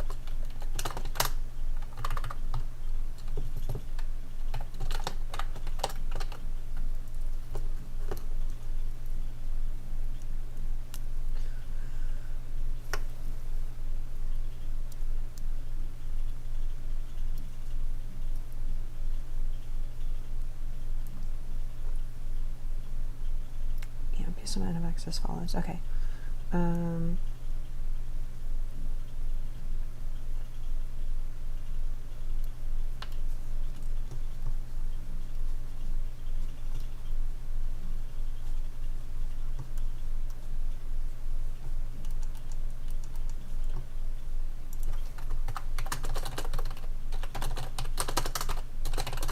B sub n zu equals b sub n z, or any z,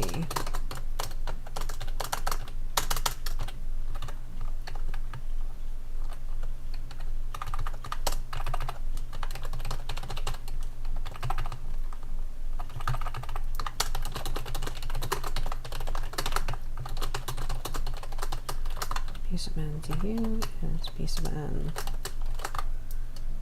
z plus z times u minus 1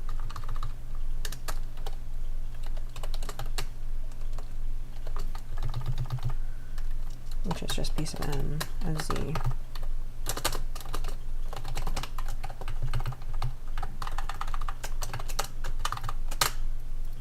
Actually, we don't want u.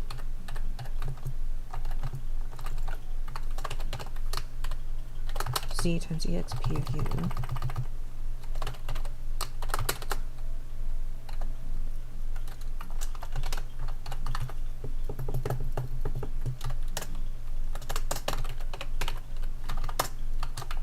Okay, so what we're saying here is we're saying, so we've decomposed our log, and then we're going to write x as exp of log x, of course, which is just log x is now v plus en pn log x plus u. And actually what we're saying is that because this u term has only these high indices, then the z value of this u is strictly greater than n. So it's 0 on all the indices less than or equal to n. From the Taylor series for exponential, so if we expanded this out as exp of u, then exp of u is 1 plus, 1 plus u plus u squared on 2, and so on. All those higher terms after the 1 have a z value that is at least strictly greater than n. So in particular, on all these lower indices, even when we sum all these up, they're all going to go away. So if we subtract this 1, then this exp of u is 0 on all the indices between the first index and the nth index, and actually 0 on the nth index as well. So z of exp of u minus 1 is greater than n. So for any z, doesn't matter what, for any z in A, we have Pn of z times exp of u. If we have this multiplication, we expand exp of u out as exp of u plus 1 minus 1. This is the plus 1, and then this is the exp of u minus 1. But of course, this exp of u minus 1, because this z value is greater than n, and we're projecting on the nth index, this product of these two is also going to have a z value that is greater than n. So this will just be 0. And then this is just Pn of z. So essentially what we're saying is if we project on the nth index, it doesn't matter if we've multiplied by exp of u or not. It doesn't change anything. We can just do the z. But this lets us evaluate our projection p sub n of x, right? So we have p sub n of x. This is exp of log of x, which is log of x is this. So exp of that, we expand out the exponential using the product rule. So Pn, so instead of exp of v plus this thing plus u, it's exp of v times exp of this thing times exp of u. We can use this little trick here to just ignore this exp of u. So then this is just exp of v times exp of en Pn log x. Actually, we can say, perhaps more explicitly, we can say, let's do this a little better. So it's going to be, and it's going to end up being this, but then we want a better way to expand out this product. So we can say, we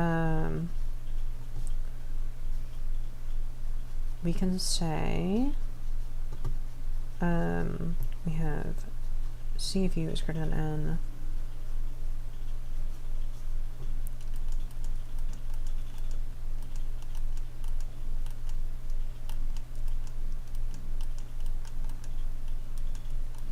Actually, what we want to do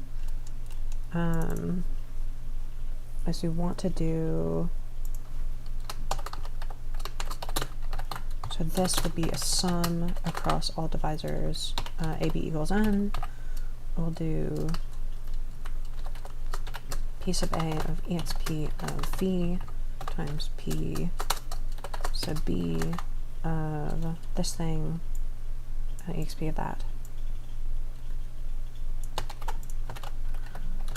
But by similar logic, this exp of en Pn log x, this is only going to be non-zero when the index is 1 or n. So actually we're going to end up with p sub 1 of exp of v times this whole thing at 1, which is itself, which is just ends up being 1, and then plus p sub n, or sorry, no, this will be p sub n, and then p1 of exp of v, which I think is actually going to be 1 as well. You can do this times p1 of all of this, and then p1 of that, plus times p sub n of this, which is going to end up being p sub n of exp of v. This p1 of this exponential is 1, and then plus this p1 of this exponential is also 1, because v and likewise this other one are 0 on the first index. And then this p sub n of this exponential is actually going to be, so we have, I believe it's just itself without the exponential, if we expanded out the Taylor series. That is very not great. Let me split that up a little more.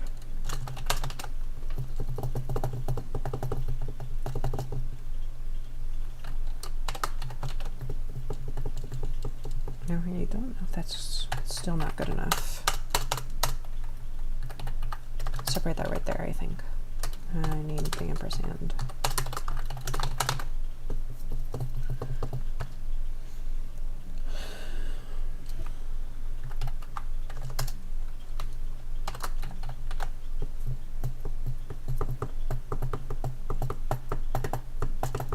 Okay.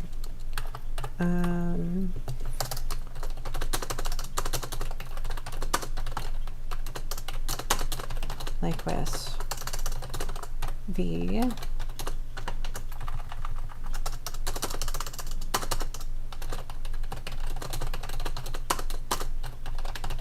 similar to how we expanded v, we should get, or say u, we have exp e sub n p sub n log of x capital log is just 1 plus plus itself plus some remainder w, the remainder w has z of w strictly greater than n.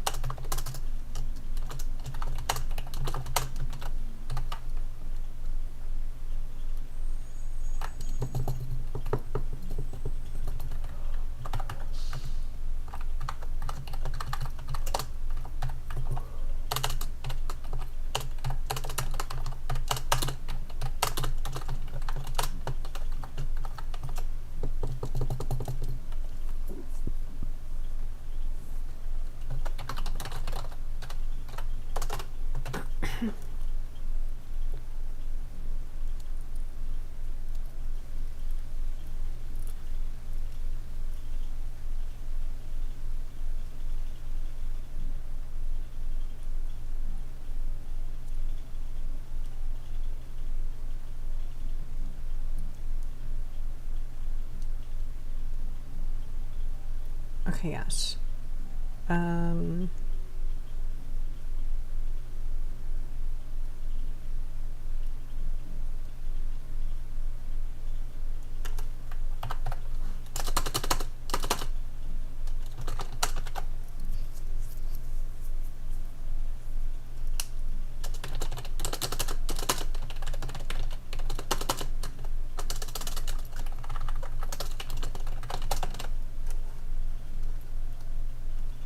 Okay, so we end up with this. So then we can now use our inductive premise. So since we had n as not being a prime power, actually we can say n greater than 1, then we should be able to find coprime AB strictly less than n, such that AB equals n. So then p sub n exp of v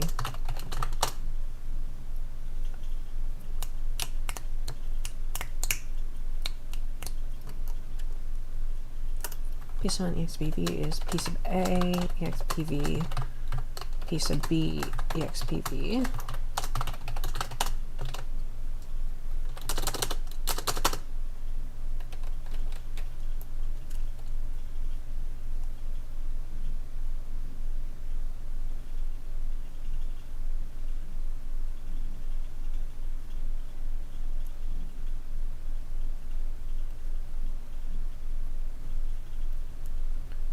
Okay, actually let's try this.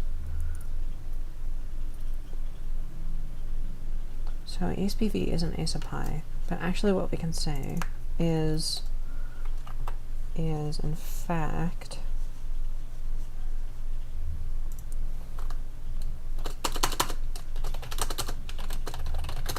notice that we'll do this more general claim. So notice that whenever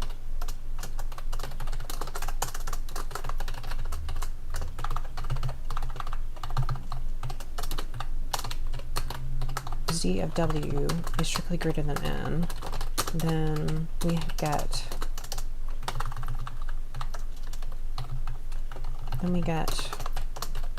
exp of w, which we can do z of exp w minus 1 is strictly greater than n, or sorry, k. So whenever w and k, whenever z of w is greater than k, then we get exp w minus 1 also has a z value greater than k. So for any other z and a, we should have p sub k of z exp w equals p sub, yeah, we'll do the same logic out.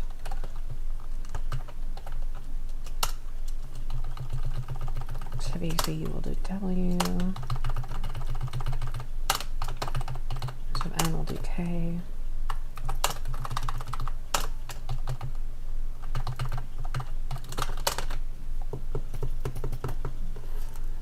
Okay, so for each k less than n, we have p sub k log x non-zero only when k is a non-trivial prime power.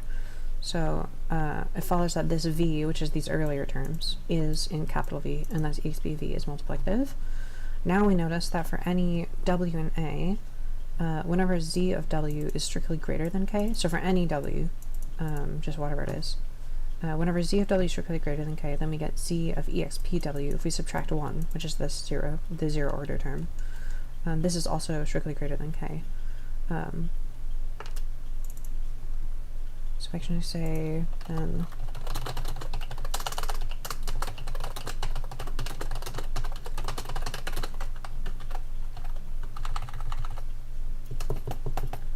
so we got z of exp w minus 1 is strictly greater than k. So for any other z and a, we should have the projection p sub k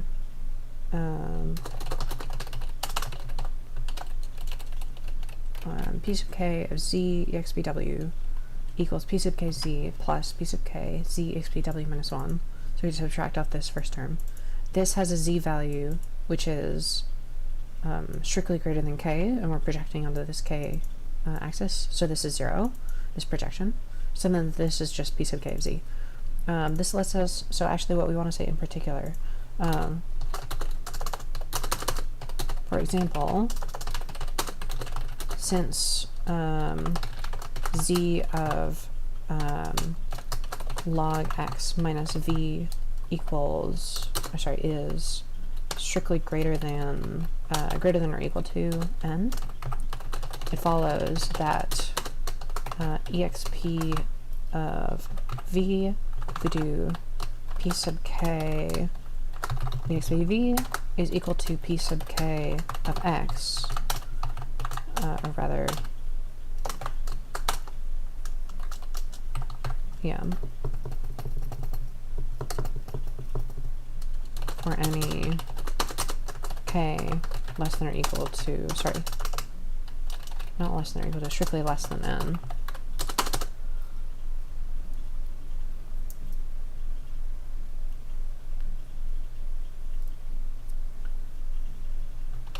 So this is actually what we want to do. So what we're saying is that if we have this w with a very high z value, so greater than k, and when we apply it through the exponential, it acts very similar to just being 1. So it's very similar to just 1, its z value is greater than k as well when you subtract off this 1. So if we have w with a z value greater than k and z is an a, then we should have this projection of this product, p sub k z exp w. This exp w is like 1, so we split this up into z and then z times exp w minus 1, so this is the 1, this is where that comes from. This term has a z value greater than k, so this just becomes 0, and we have pk z. So for instance, since z of this log x minus v is greater than or equal to n, it follows that we can say for any k less than n, we get p sub k of exp v is p sub k of x. That is because we can say x is the product, so our w is in fact this en pn log x plus u. So our w is this en pn log u, en pn log x plus u, because we have this claim p sub k of z times exp w, so in this case our z is actually our x, sorry, our z is our exp v, and our w is this term. These are later terms. So we end up with this. This lets us evaluate the projection of p sub n of x as follows. So we get p sub n x is p sub n exp v plus e sub n blah blah blah plus u. We do this product out. This u goes away, and we can also do instead of doing this whole exponential, because we're just doing this p sub n, we end up, so we do p sub n and we get the summation across these terms, and then this just ends up being p sub n exp v, p sub 1 of this plus that and that, and then this is just this. This follows since we can write exp en pn log x. Okay, let's actually do it this way.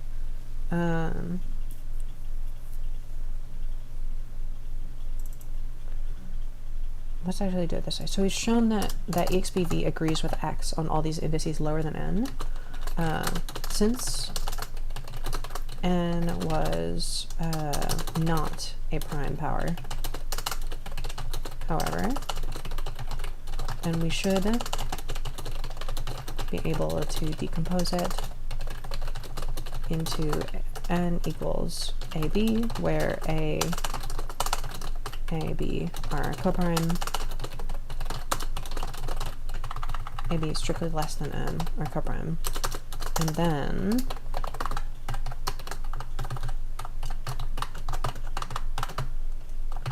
this actually gives us, so if we do p sub n exp v, this is just p sub a exp v, p sub b exp v, because this is multiplicative, but then this is also p sub a x, p sub b x, because they agree on these smaller indices, but this is p sub n of x.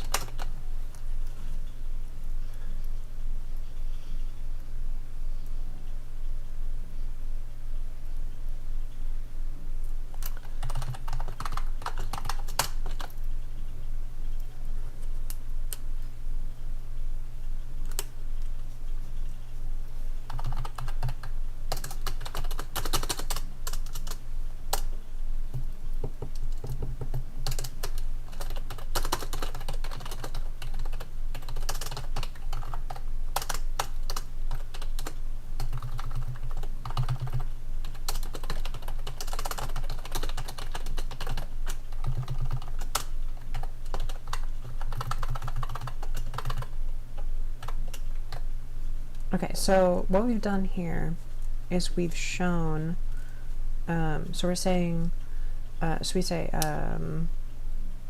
take log x and decompose it like this. So actually I can actually do something 2, 10 minus 1. Actually this is fine. So take log x, decompose it like this across these bases. V is in, little v is in capital V by inductive premise. All these are prime power basis vectors, or they're 0. And then we have this en pn log x, and then we have this plus u. But what we have is we're saying, if we have something, if we have this property, so we have this property z of w is greater than k, then z of exp w minus 1 is also greater than k. And then if we multiply z times exp of w and project it on k, this exp of w agrees with 1 until the kth index, at least. So this whole term is 0, and then we get pkz. And then, for example, since z of log x minus v is greater than or equal to n, follows that n k less than n, blah blah blah. So exp of v agrees with x for all these indices k less than x, than n. Since n was not a prime power, so we did our premise. So if n is a prime power, then our claim holds. If n is not a prime power, then we should be able to decompose it into n equals a times b, where a and b are less than n, are not coprime, or sorry, are coprime.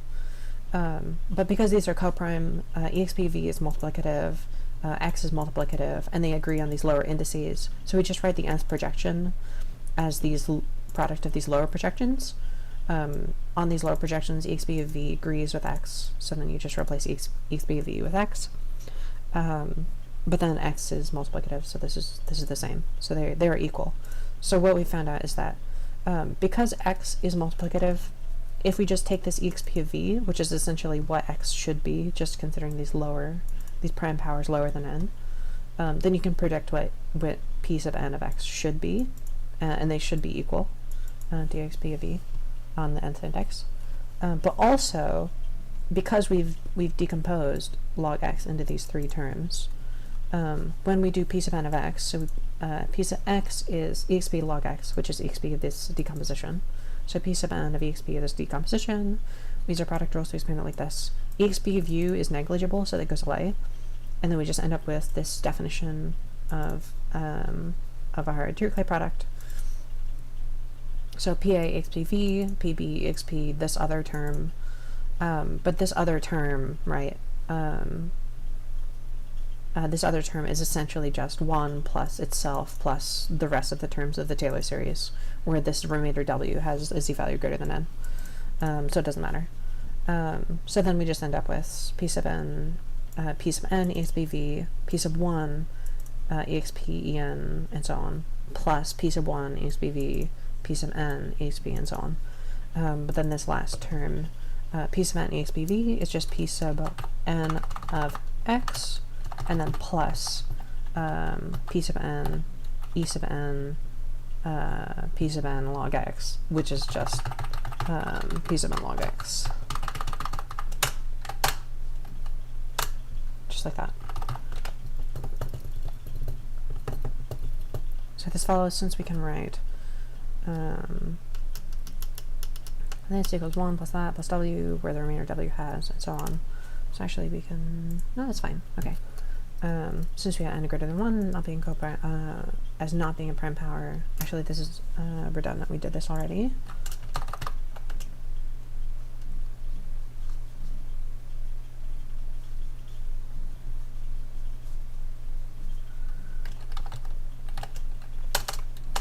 So we have proven that p sub n of x is equal to p sub n of x plus p sub n of log of x, and thus p sub n of log of x is 0, and it follows by induction that log of x is in V, which proves the theorem.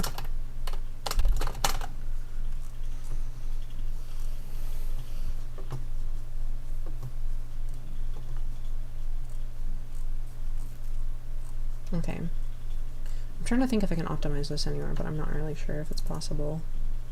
These are kind of spread out in a way I don't like. I'm not sure why that is.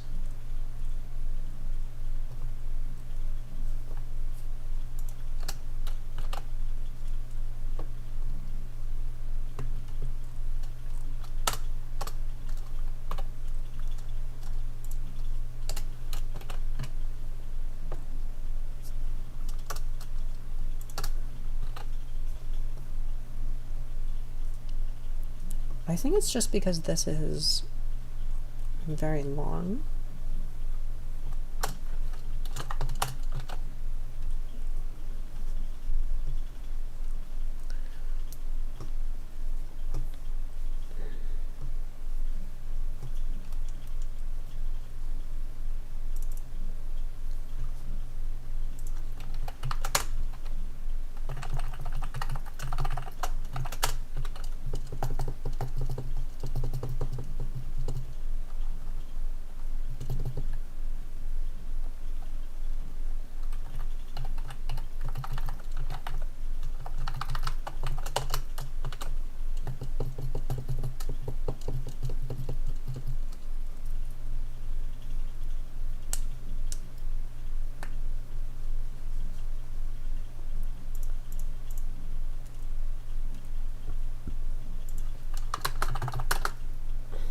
Okay, I'm just reformatting some of these to make it look a little cleaner.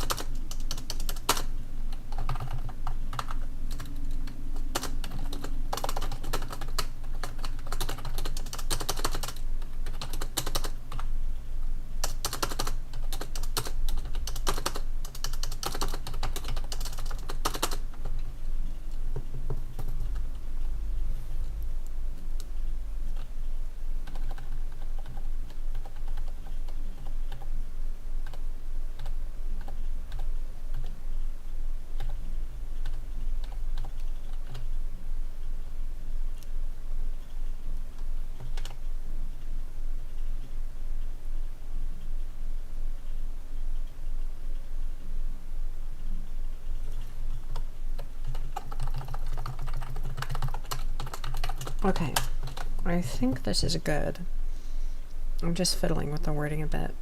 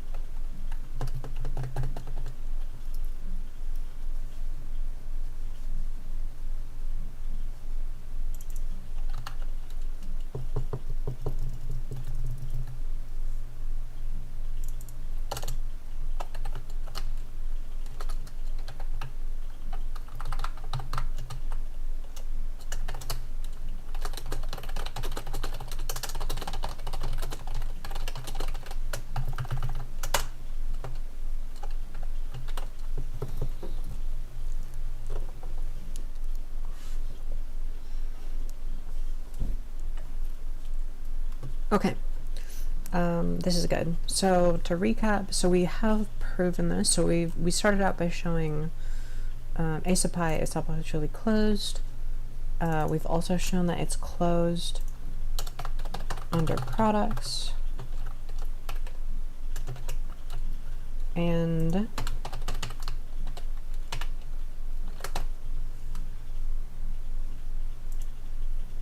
okay. We've shown that it's closed under products. We've shown that it's closed under limits.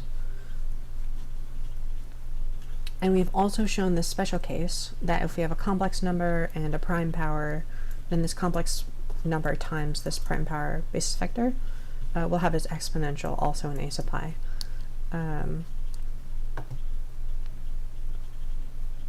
that's really straightforward. Basically, this just occurs because when we take these constants and we do this exponential, it's only non-zero on these powers of this prime, and it's 1 on the first index. So if you have two coprime things, two coprime indices, if they're both greater than 1, then one of them will be 0, because they can't both be prime powers. If they're coprime. They can't both be powers of P specifically. Otherwise one of them is 1 and holds trivially because this value is 1 on the first index. And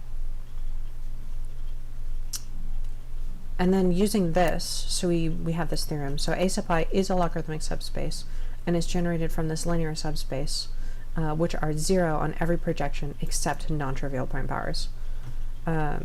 And then explicitly that's a sub pi equals exp of this set. That's the set of all x which are 0 except on non-trivial prime powers. So if p sub n of x is non-zero, then there's a p prime and a j natural such that n is p power j. And then the proof for this is, so we've already proven the first direction. So we have all of these terms are in a sub m, and because a sub m is closed under products and limits, then this infinite product is also an a sub m. So exp of e is an a sub m. And for the other direction, essentially we do it by induction. By induction we show that each of these indices follow this property, so that if you take its log and then you take its projection, this is non-zero only when n is a prime power. We just do the case for 1 directly, and that's because p1 of x is 1, and log is complex analytic. We know that p1, the p1 projection function, permutes with complex analytic functions. So p1 of log of x is just log of p1 of x. p1 of x is 1, log of 1 is 0. And then we do this by induction. Suppose the claim holds for all k less than n is greater than 1. If n is a prime power, it holds trivially, so we don't care about prime powers. So we're supposed to not decompose it as follows. So if these lower indices, this key term, this nth term, is that what we're interested in, and then this remainder. And then when we evaluate, so we have two different ways of evaluating x. Because n is not a prime power, we can decompose it into two coprime things, which are less than n. And because v has all of these leading terms of this logarithm, then exp of v is basically the same as x for all these lower indices. Because both of these are multiplicative, then exp of v and x both agree on the nth projection. But because they agree on the nth projection, if you use this decomposition to evaluate p sub n of x, so you expand all this out, you work out all the terms, this exp of u is negligible, and then this en pn log x just ends up being pn log x. Because you've shown that pnx is essentially determined by p sub n of exp v plus this pn log x. But this pn log x term, this pn exp v term is the same as pn of x. So pn of x is pn of x plus pn of log of x. Subtract pn of x from both sides, pn log x is 0. So we've proven the premise, the inductive premise. So the premise again was, if n is not a prime power, then pn log x is 0. And it's proven from this. So we got pn of x is pn of x plus that. So we got pn of log x 0, and it follows by induction that our capital log of x is in v. So it is only non-zero on prime power basis vectors. And that proves that the second direction, exp of v, is a superset of a sub pi. If we had exp was a subset of a sub pi, and now we have exp v is a superset of a sub pi. That was weird. A superset of a sub pi, so they're the same. So that concludes that theorem. So a sub I is a logarithmic subspace and is generated from this linear subspace. So it's just the exponential image of these prime power basis vectors. And that is that. I think, I'm not sure if we have much else, to be honest. And we might have a little bit more, but this is a very short section if this is all that's in it. It's like 2 pages. We could possibly, I do have some other theorems lying around that we could try to look at, but we might actually just stop there if none of these are very good, because a lot of these are not very good. In my original draft I just threw a bunch of stuff in here that I thought was interesting, but none of it is really useful. So I don't really know if this would be useful at all.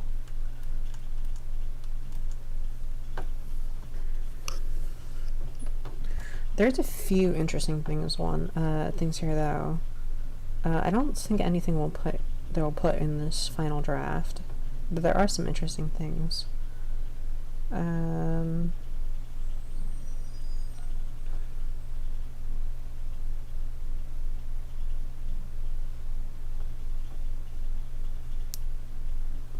Like, we have some observations about how our set A is actually isomorphic to the ring of formal power series in infinitely many variables with pointwise convergence.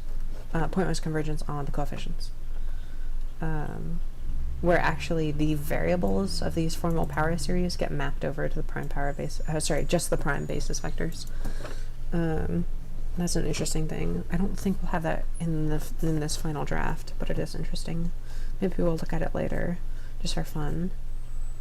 There's some other things related to that. Not super important.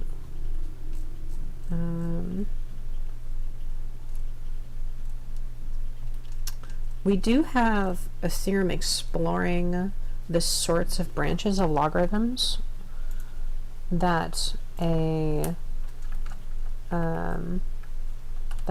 logarithmic subspace is able to have.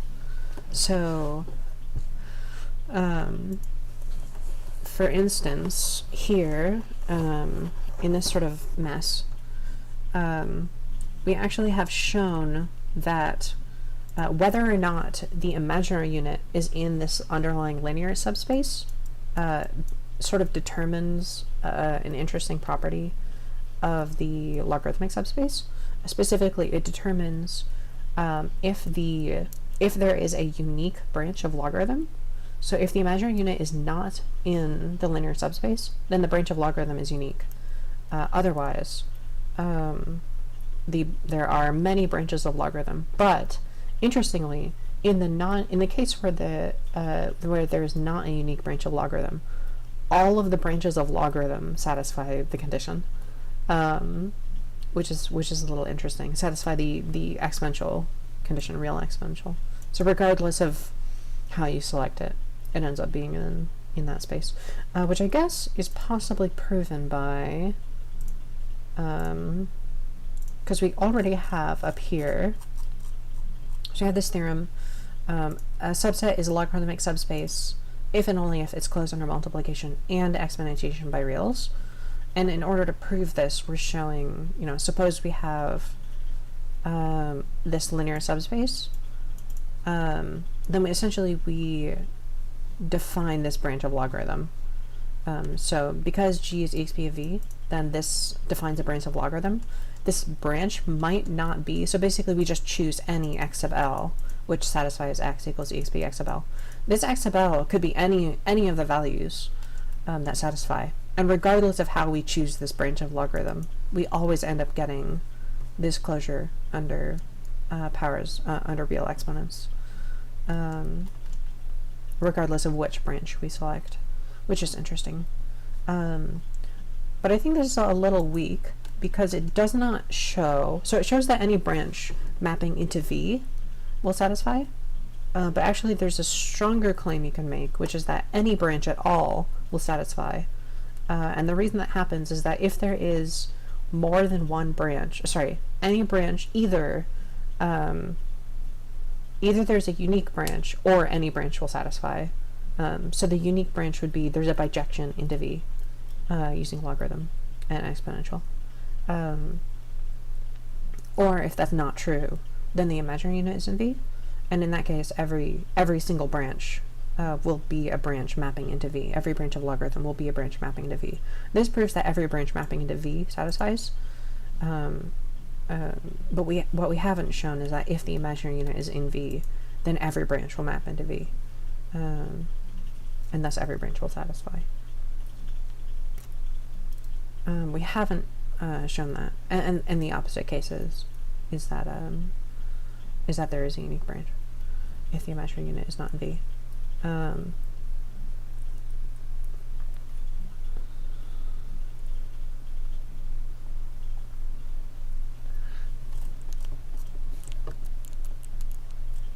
So that's interesting.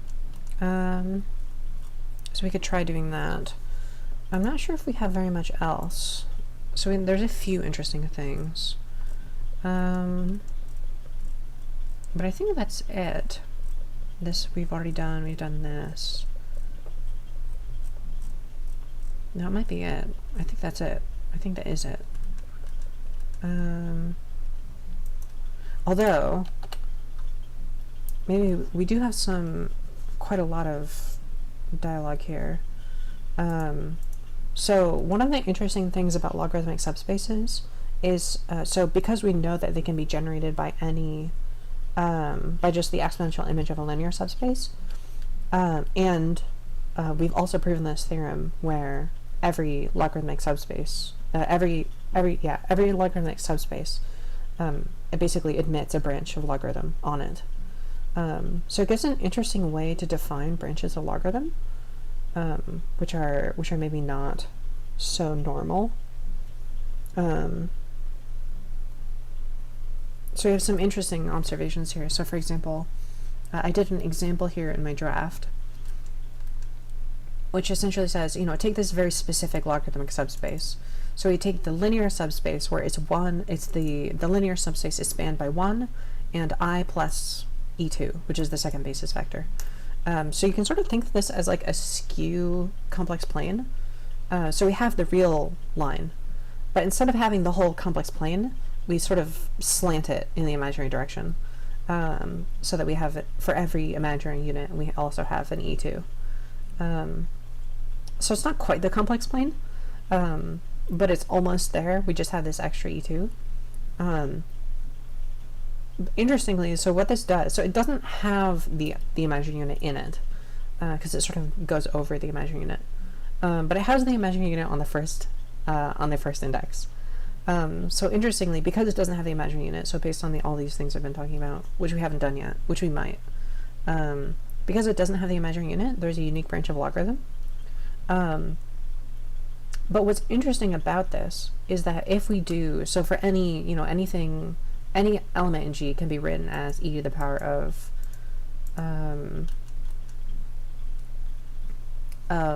a, some coefficient a times 1 plus b times I plus e2.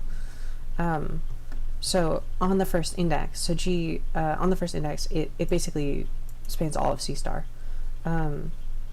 because we have e to the power of a plus bi on the first index, because this E2, essentially, this E2 doesn't affect the first index at all.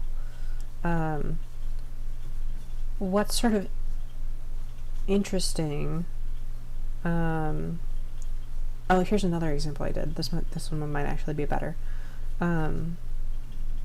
So this logarithmic subspace essentially does give us a logarithmic subspace with a unique branch of logarithm, and we can just think about it as this plane which sort of spirals around the origin, but it never self-intersects despite spiraling around the origin and being two-dimensional.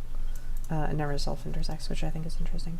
But we have this other interesting example. So instead of doing just 1 and I plus e2, we've done this more complicated example in my draft. We have I plus e sub n for every index n.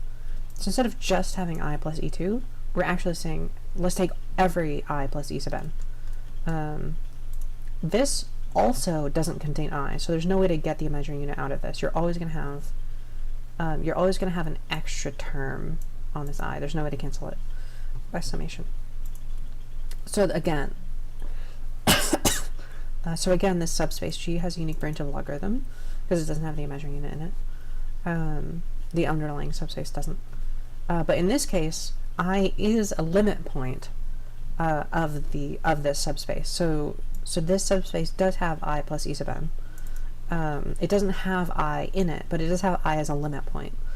By just limiting through these e sub n's. Eventually these just sort of vanish when we make n large enough. So despite the fact that I is not in G and giving it a unique branch of logarithm, because I is a limit point of this linear subspace, actually we were expecting that this branch of logarithm put on G is discontinuous everywhere, which I think is really interesting. That's a really fascinating property, despite the fact that it is uniquely defined. So I think that's a really interesting thing. We could probably go over some proofs like that. I think that's pretty interesting. But this is pretty much what we've done so far. Is pretty much everything I had originally planned to really need in here. So I guess let me know what you think. Do you think we should do you want to do more on logarithmic subspaces, or do you think you've seen enough? Or do you have any questions of what we've done already? Anything you want to go back over?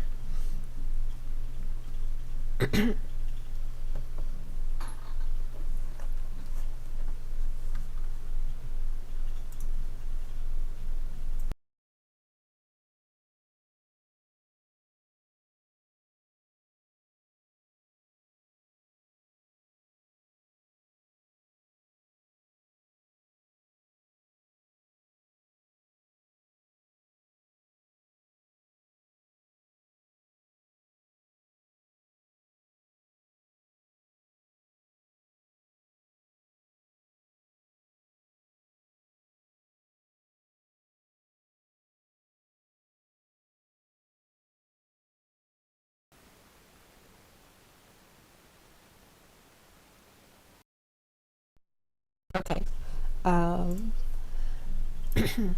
I think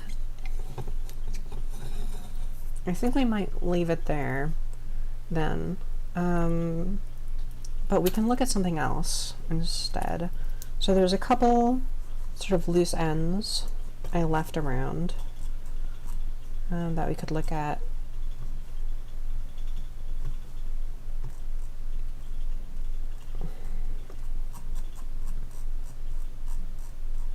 Actually, I think we just have one, maybe?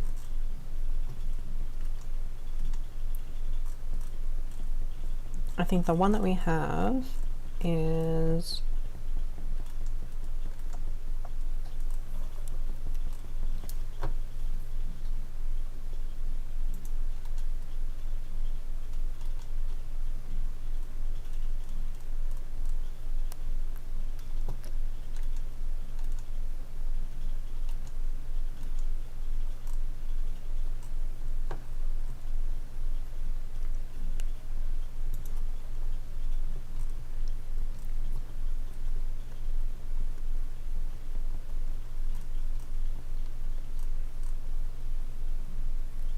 it's here somewhere. Oh, I remember where it was. The end of analyticity.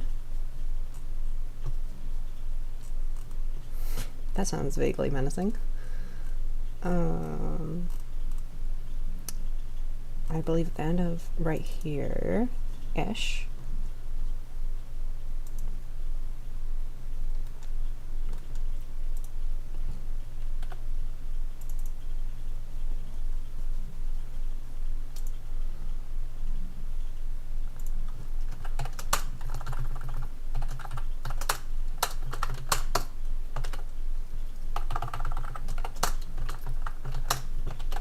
So this is the one other thing we wanted to do. So this was, so our theorem is about analytic functions. Let f be analytic and and f prime be not a unit. So its derivative is not a unit. So we had proven at the end of this section, we had proven that if we have an analytic function and its derivative is a unit, then we have an inverse function. We have it's locally invertible, locally has a local inverse function, and the inverse function is analytic locally. So if the derivative is a unit, then we get this continuous, in fact, analytic inverse function. So about being continuous, because it has a continuous inverse function, that implies that the image of f, of our function f, our analytic function, on an open set is open. So that's required if you have a continuous inverse function, if you have an inverse function at all, and the inverse function is continuous, then the preimage of the inverse functions, the preimage of an open set is open, for the inverse function being continuous, but the preimage of the inverse function on any set is just the image of the original function on that set. So that implies that the image of f on an open set would be open.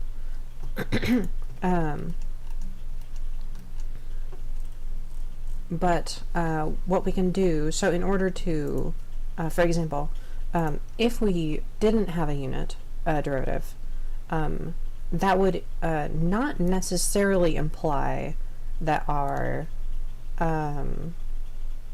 that we don't have an open mapping. So we've shown that if we have a unit derivative, then we have an inverse function, which implies that it's an open mapping.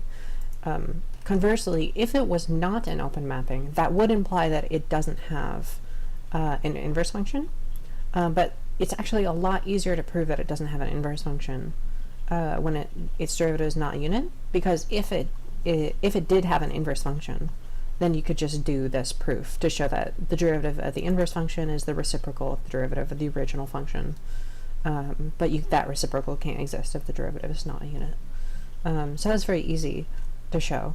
But actually what we can show is more strongly that in fact, not only is there not an analytic inverse function, or a continuous inverse function even, but in fact there is a neighborhood on which it fails to be an open set, if our derivative is not a unit. So we can try to do that.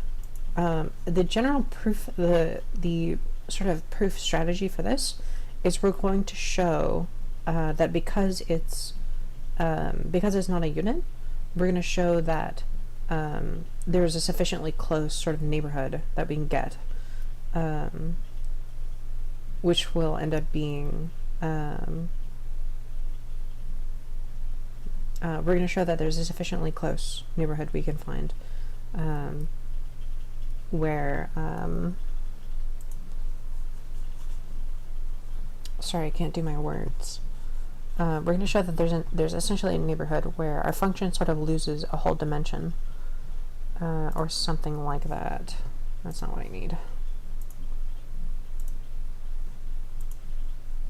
This one.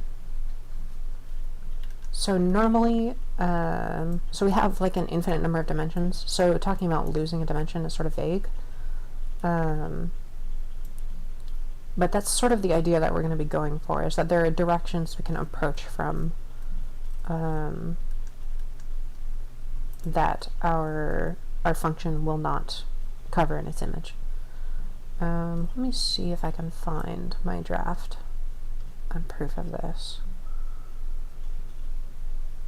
I'm pretty sure it's in the same point in the paper, just the proof is worse.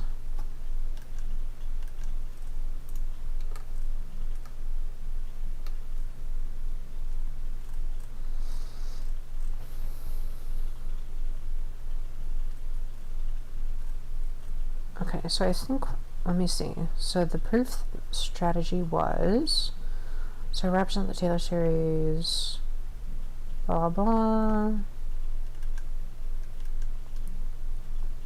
So we define convergence on a pre-projection of a disk, which is open. And then we consider, okay,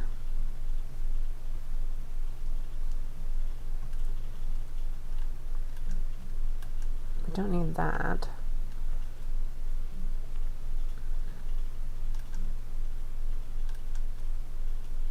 Okay, we split it up into two cases, it looks like. The first case we consider is where the first projection is constant. And in the second case, where it's non-constant, we get a derivative, one of the derivatives, which is not, sorry, which is a unit. Let me show you what I'm looking at. So I'm just trying to work this out. So this is the draft. So essentially what we're showing is we consider a case where so we find, so we say f is analytic, and actually in this theorem we consider this as analytic on an open set. So we say analytic on an open set and blah blah blah and so on and so forth. So analytic on an open set, and then we're saying because it's analytic on an open set, it should be analytic on a complex disk near x0, and then it should be also, if we consider the most general case, we can just consider the power series for f, which converges in a cylinder set. That pre-projection of a complex disk. And then we do cases. So the first case is, suppose the projection is constant on that. Suppose the first projection is constant. If that's the case, it's constant on what it was, the set. X and A. Yeah, it's constant on the cylinder set. So we suppose the first projection is constant on the cylinder set. If that's true, then we can approach it from the real direction, because its first projection is constant. We can approach it from the direction of the first projection, which is just the real direction. And in the second case where it's not constant, if p1 of f is not constant, then there has to be some index where one of the higher derivatives is a unit. So that changes the first projection. So then we construct an open neighborhood on which, let me see. Oh, I see. So we construct a neighborhood on which the first projection is injective, but we do this in a really specific way. So what we do is, instead of using the first projection of the function f, we actually use the function f where we just project its center point x0 and we project its coefficients a sub n, the coefficients of the power series. So f sub 1 of x is like the first projection of f, except we don't project f, we don't project x. We just project x0 and a sub n. And it agrees with the first projection of f when we're on the complex plane, because then of course x is just, it's already first projected, because it's a complex number. And so in the second case, because this, let's see, which any x and b having f1x is, this implies, what is this lemma actually?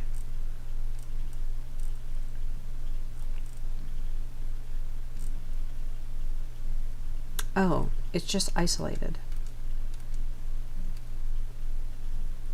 The roots are isolated, so there is a neighborhood on which, yes, so any non-constant function has isolated roots. That's what we're doing.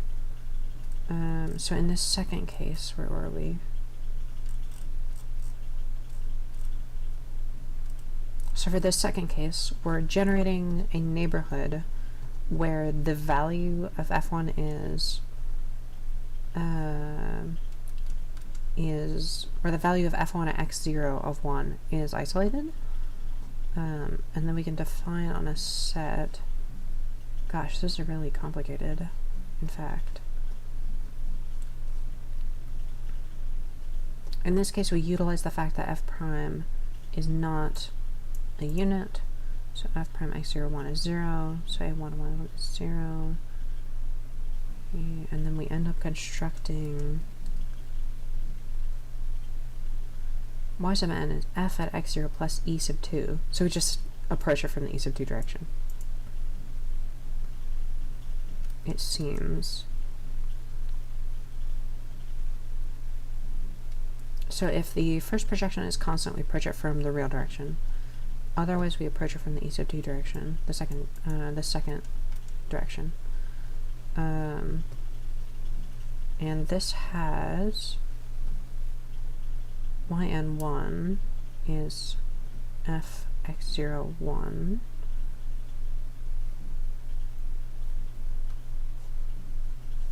So they have the same. Okay. So what I'm trying to say here is that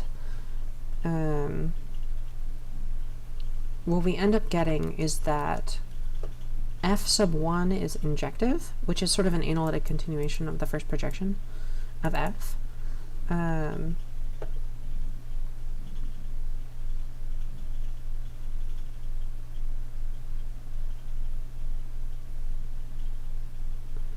then we're saying, so you have a neighborhood on which any x and v with f1 of x equals f1 x0 1 plus x equals x0 1.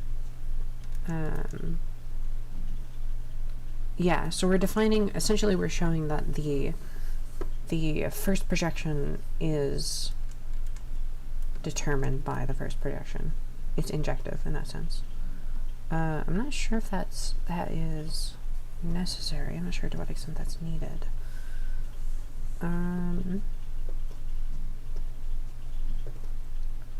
Just approach. Okay, we can try to do this. Let's try to do this. Okay, I'm gonna attempt to do this.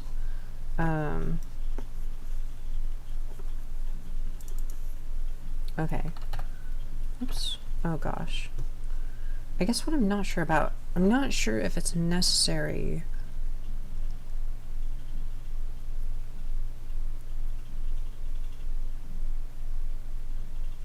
to do it in two cases. I think it is necessary. I think it is necessary. Because I think there are different cases will have these operate differently.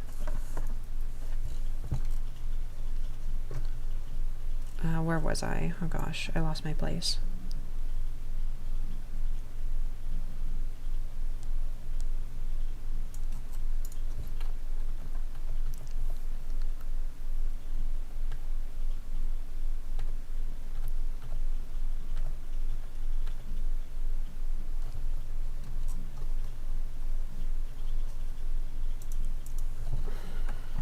Okay, actually, I think we will actually take a break.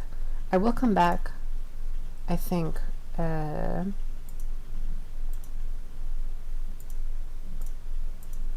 will come back in, no, if I take a break I won't have enough time. No, we can finish this. We can definitely finish this. We can definitely do this. I was trying to think about if we would have enough time for this, but I think this is okay. Okay, so we consider two cases. Okay, so we split the problem into two cases. So we say, whoops. First, take the case where for all n greater than 1, we have the derivative f nth derivative at x0 is not in a sub star. A star. Actually, we'll say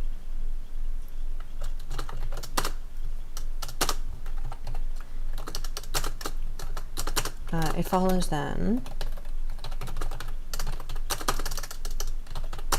that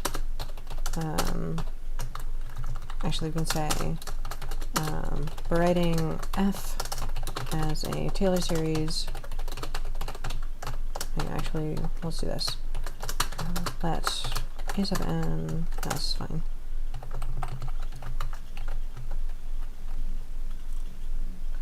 I did it again.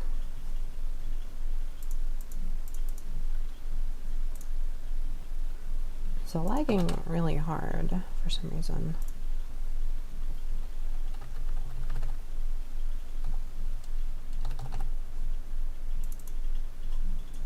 Okay. F is a Taylor series, we get b sub 1 of f at x is the summation across all n p sub 1 of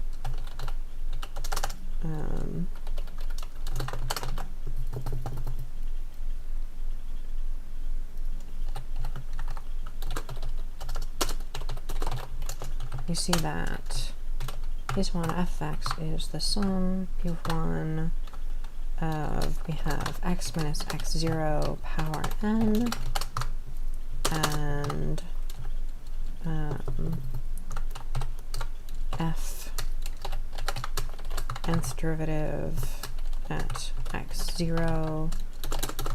In this case, we've asserted that all these derivatives are not in A star.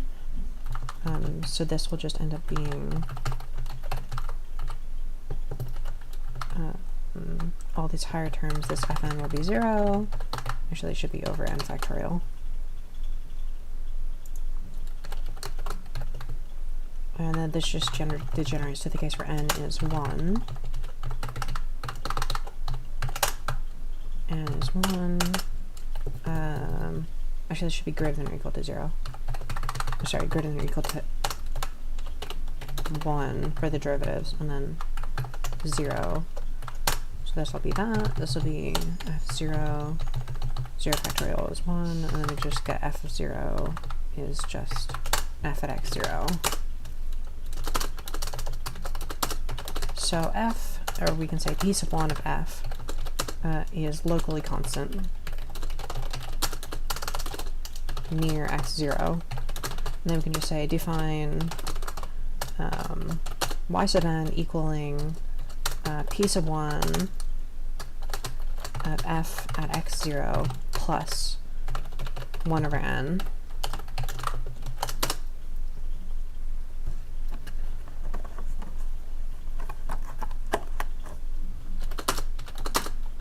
So p sub 1, or rather we can say, so y sub n goes to p sub 1 of f at x0, but p sub 1 of y sub n is not equal to p sub 1 of f.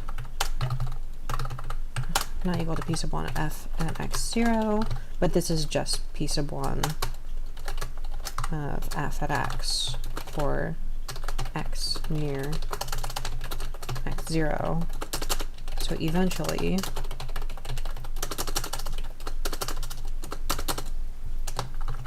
or we can say, so there is, so near enough x0, so for x near enough to near enough x0, or we can say this.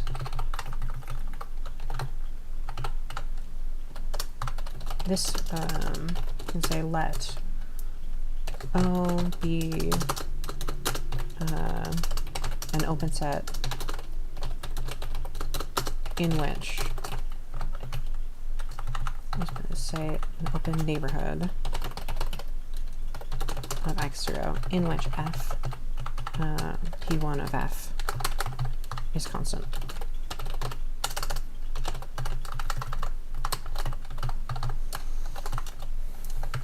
And then we can say define yn be these, so blah blah. But for x in O, and actually we can say, no, this is fine. Okay.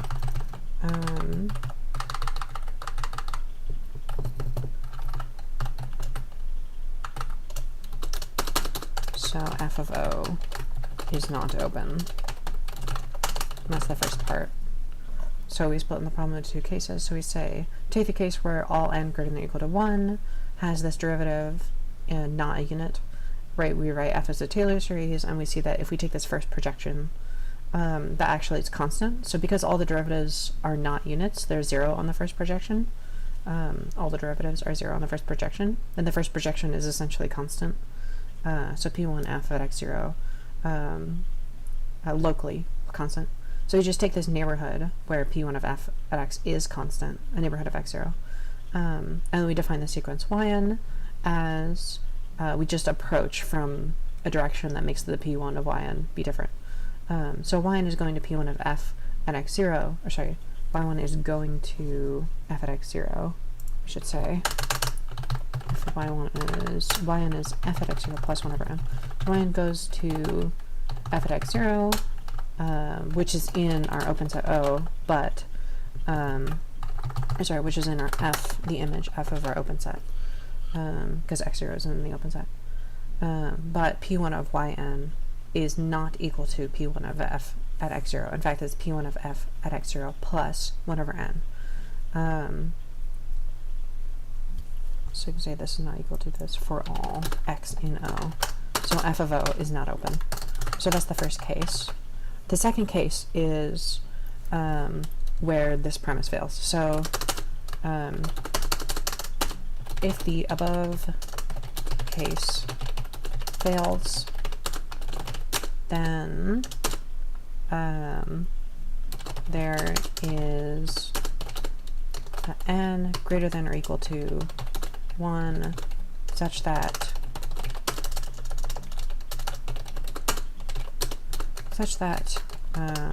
f nth derivative x0 is in A star, so it's a unit. And without loss of generality, suppose n is the minimal. Is that required? I think that's not required. The proof proceeds by showing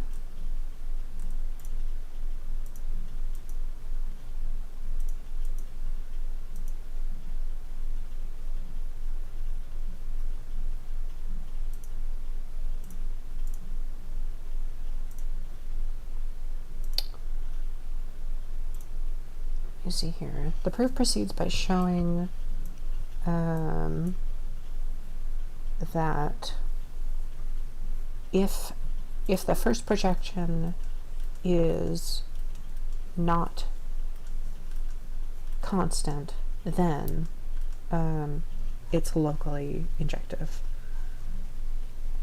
I think that doesn't seem right. Actually, yes, it's not locally injective. But it's isolated, so the value at x0 is isolated. That's actually what we want. Okay, so actually we don't need that. So we can say if we consider the complex analytic function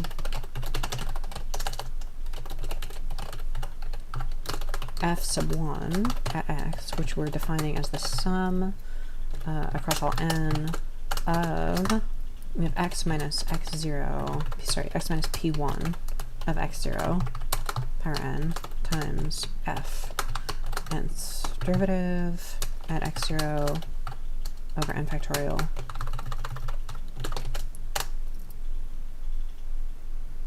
I think. Sorry, no, it's p sub 1 at f, f nth derivative at x0.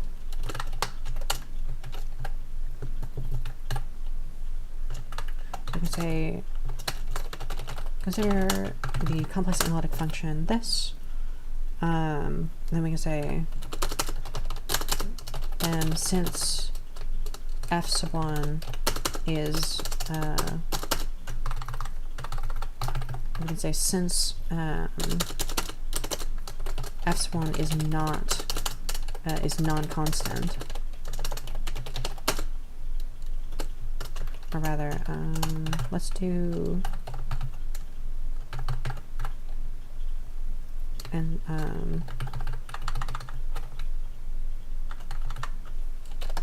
sum n greater than 1. So okay, so then by the above premise,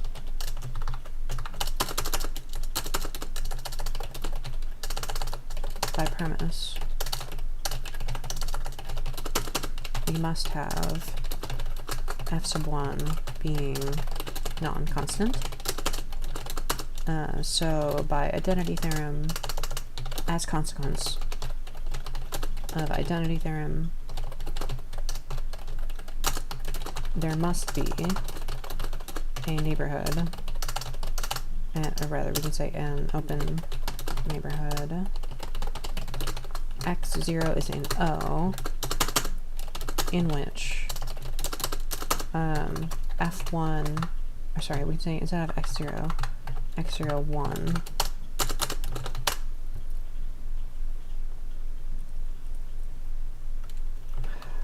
old notation.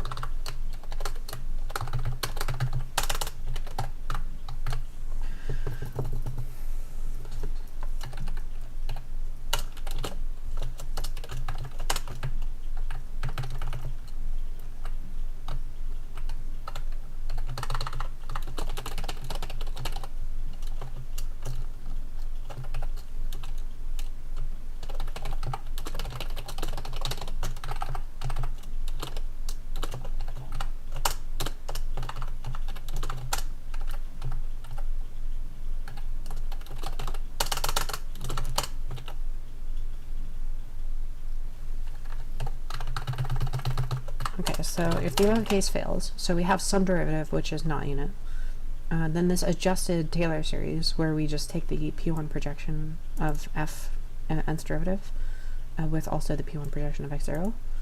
This is not locally constant, and then we can say as a consequence of identity theorem, there must be an open set, or sorry, an open neighborhood P1 of x0 in O, in which f1 of x agrees with P1, sorry, f1 at x, P1 of x0 only at x equals P1 of x0, because the roots are isolated. So by consequence of identity theorem, there is a theorem in which this agrees with this function only at x equals P1 of x0.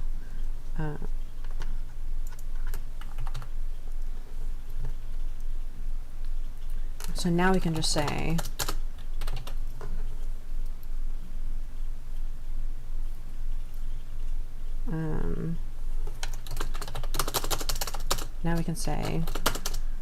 let actually notice, however, that in general, or rather when f sub 1 converges, or rather when both the Taylor series for f sub 1 and f converge,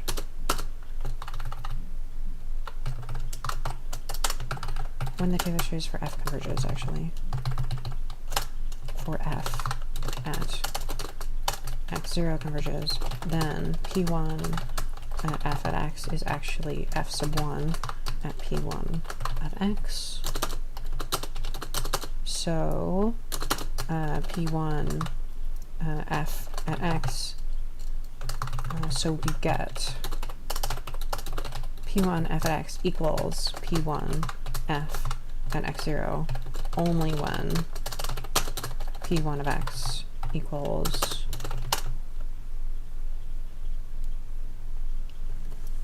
f1 of x agrees with f1 P1 of x0 only at x equals P1 of x0. So we get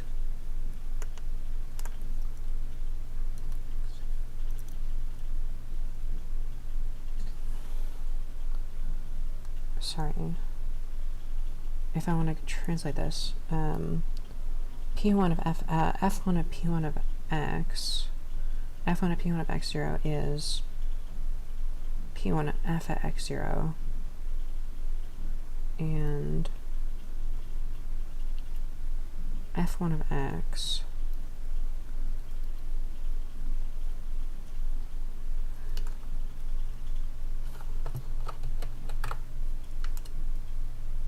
I think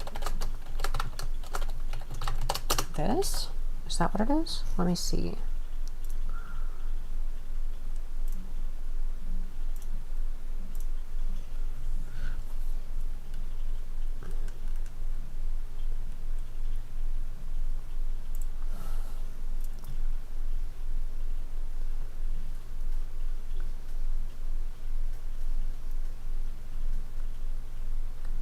Construction blah blah for any O, X and O.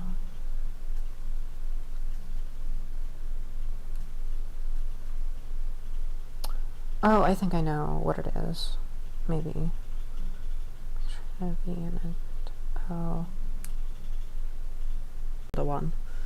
But as a consequence of identity theorem, since it's not constant in particular, it's not locally constant. So it doesn't locally agree with this constant f1 P1 of x0. But by identity theorem, because these are not the same, then there has to be a neighborhood on which they agree at most once, a neighborhood of x0 in particular, because we can't have this being a limit point. So we get a neighborhood in which they agree only when x equals P1 at x0, because f1 of x is non-constant. But if we, whenever the Taylor series for f at x0 converges, then P1 of f at x is equal to f1 at P1 of x. So in fact, P1 of f at x is P1 of f at x0 only when P1x equals P1x0. So we're saying when this Taylor series for f converges, we get this. So if we just take f1 of x agrees with this only at this, and we just consider, instead of x, we do P1 of x, then f1 P1 of x agrees with f1 P1 of x0 only when P1 of x is P1 of x0. So in particular, we can say f1 P1 of x equals f1 P1 of x0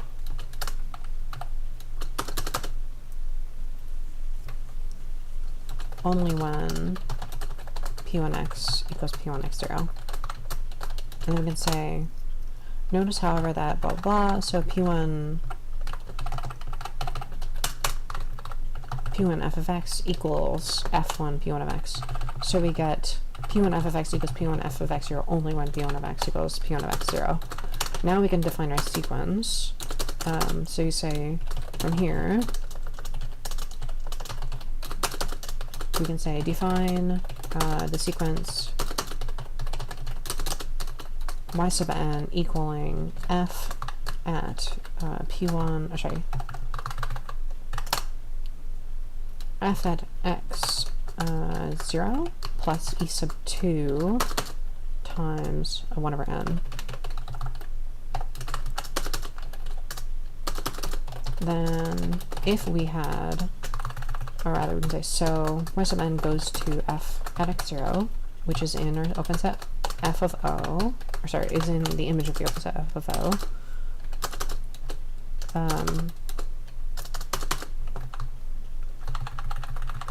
And we can say, and if y sub n is in O, then we must have, sorry, if y sub n is in f of O, then we must have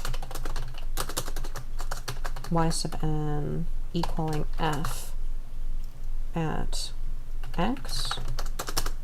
So p sub 1 of y sub n, which we know is just p sub 1 y sub n equals p sub 1 f of x0, which is p sub 1 f at x.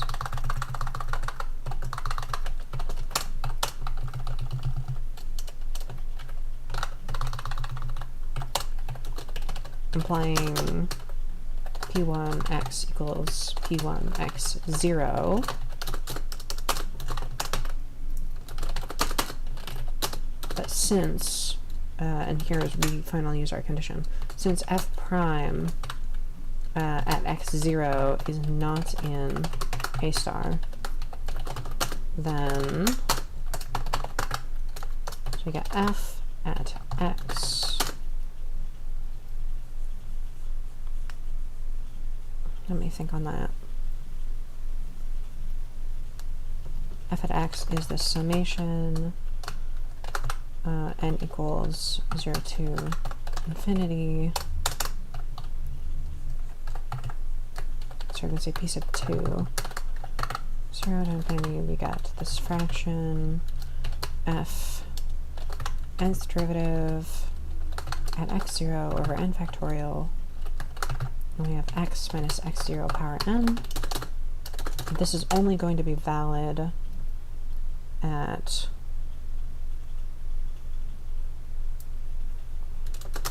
the first point. So we get all these terms only when n is 0 or when n is 1. N is 1. And here when n is 0.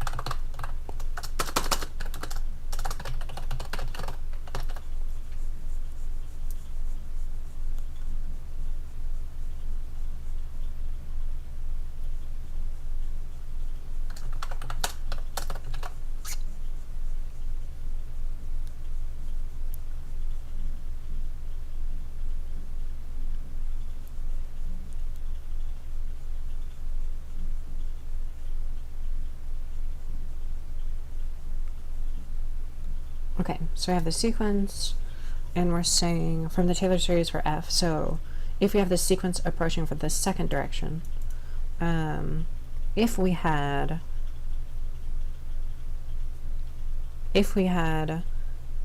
y sub n in f of o, then we must have y sub n equals f of x for some x in o.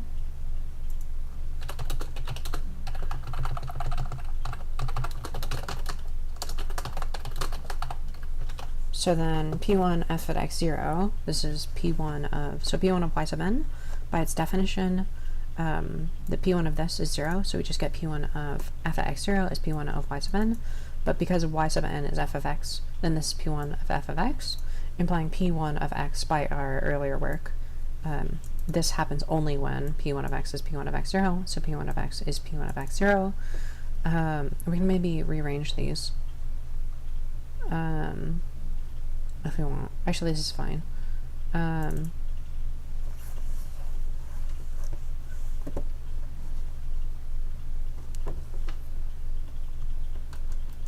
Yeah, okay. Then from the Taylor series for f, we get this following. So, because these two are the same, then we can actually say c of x minus x0 is greater than or equal to 2. So from the Taylor series,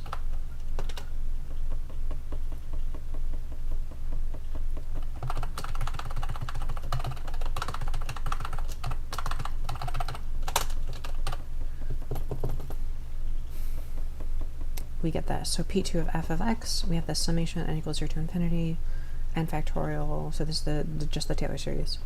This is f, this should be not superscript n, but superscript n in parentheses to denote a derivative. And then because these terms have a z value which is greater than or equal to 2, we only get the first two terms. This one should be 0th derivative, this one is first derivative, so this power 1 stays there. 1 factorial is 1, this fraction just becomes this. This becomes 1, this becomes 1, and this becomes f at x0. But then this is still p2 of this plus p2 of that. And then we can say, finally, we use the condition that f prime at x0 is not an A star. So p sub 2, is this correct? Oh, right. We can say z of f prime x0 times x minus x0 is greater than or equal to, oh sorry, this is equal to z of f prime x0 times x minus x0, which is greater than or equal to 4, which is strictly greater than 2. So p2 of f of x is equal to p2 of f of x0. But f of x was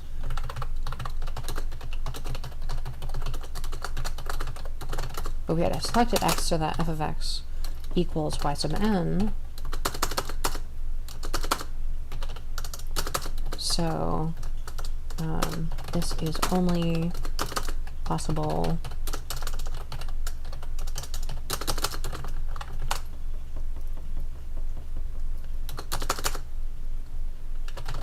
when p sub 2 f x0 equals 1 over n, which happens at most once.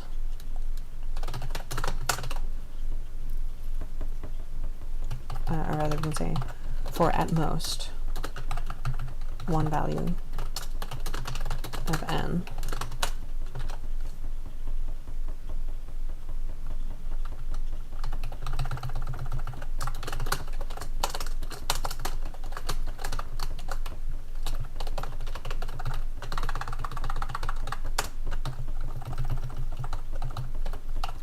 And that's it. That's the proof.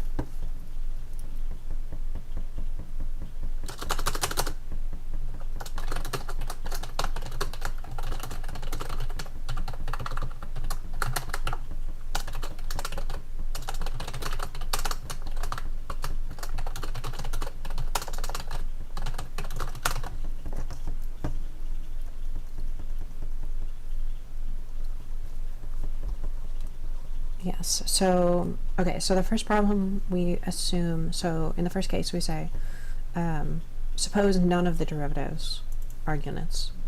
Then the first projection is constant, near x0.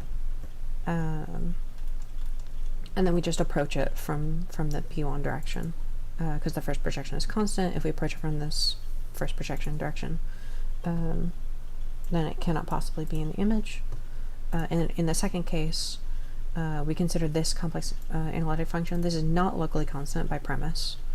As a consequence of identity theorem, it has to be locally, it can't have any limit points of agreement with a constant function because it's not locally constant.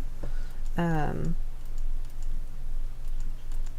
there has to be a neighborhood where this function f1 of x agrees with f1 at p1 at x0 only at x equals p1 of x0. So in particular, f1 of p1 of x is equal to f1 at p1 of x0 only when p1 of x is p1 of x0. But then from the Taylor series, f1 is just selected such that p1 of f of x is f1 at p1 of x. So p1 of f of x is p1 of f at x0 only when p1 of x is p1 of x0. So we define the sequence of y sub n approaching from the second direction. So y sub n approaches x0 from the second direction, which is in the image f of o. If we had y sub n in f of o, then we must have y sub n equal f of x for some x in this open set O. But if this is the case, then p1 of f at x0 is just p1 at y sub n, which is p1 at f of x. So this would imply that p1 of x is p1 of x0, so the z of this difference is at least 2. But then from this Taylor series, if we take this second projection, and I forgot to put the projection right there, so we can do p sub 2 parenthesis right parenthesis. So we do the Taylor series, we only get the first two terms, but then we finally use this condition f prime is not a unit. So in fact its z value is at least 2.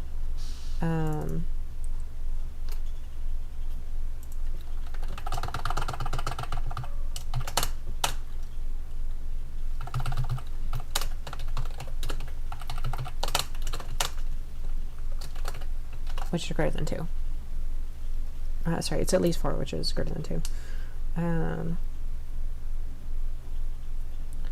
So p2 of f of x is p2 of f of x0, but we had selected x so that this, and we had selected x so that f of x is y sub n, and p2 of y sub n is 1 over n. So this is only possible. So we can say, so n equals this reciprocal of this.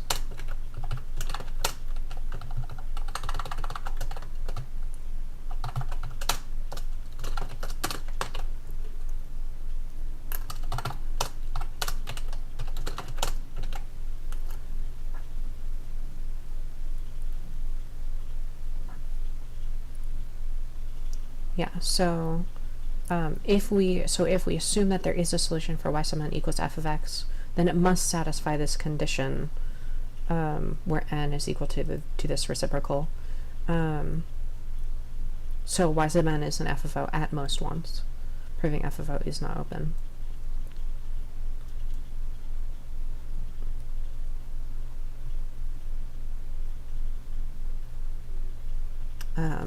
Right. And that's that. So this essentially proves if we have let's see, yeah, if we have a function where its derivative is not a unit, then there is a neighborhood where it's not an open set. And we've done that specifically by saying, well, if our function it has its first projection being locally constant, then we can approach from the constant direction. But if that's not true, then actually there's a dependency here on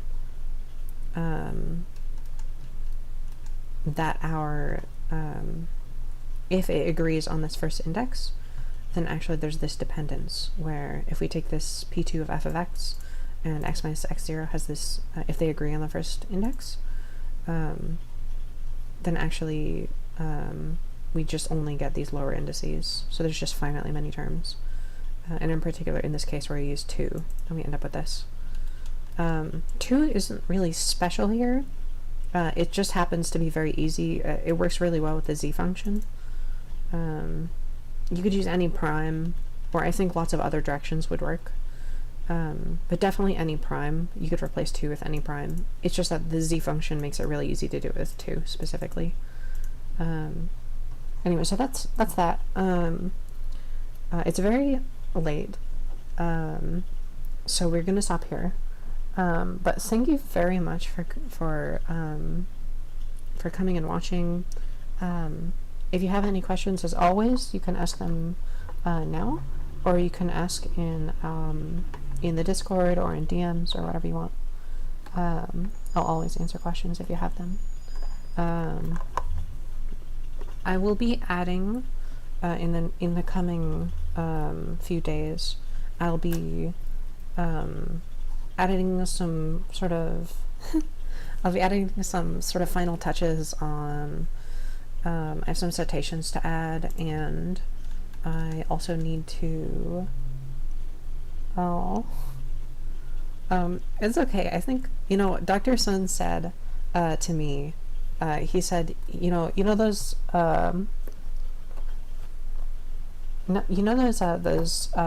those what do they call them? The colloquiums they have at the math department. Got some people presenting a paper.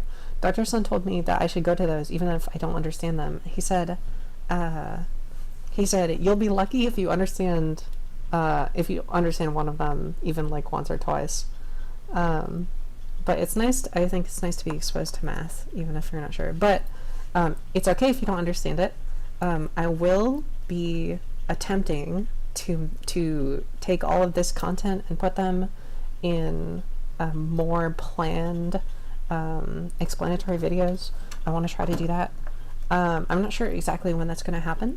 I might try a different project first, or a much smaller project that would just be one video.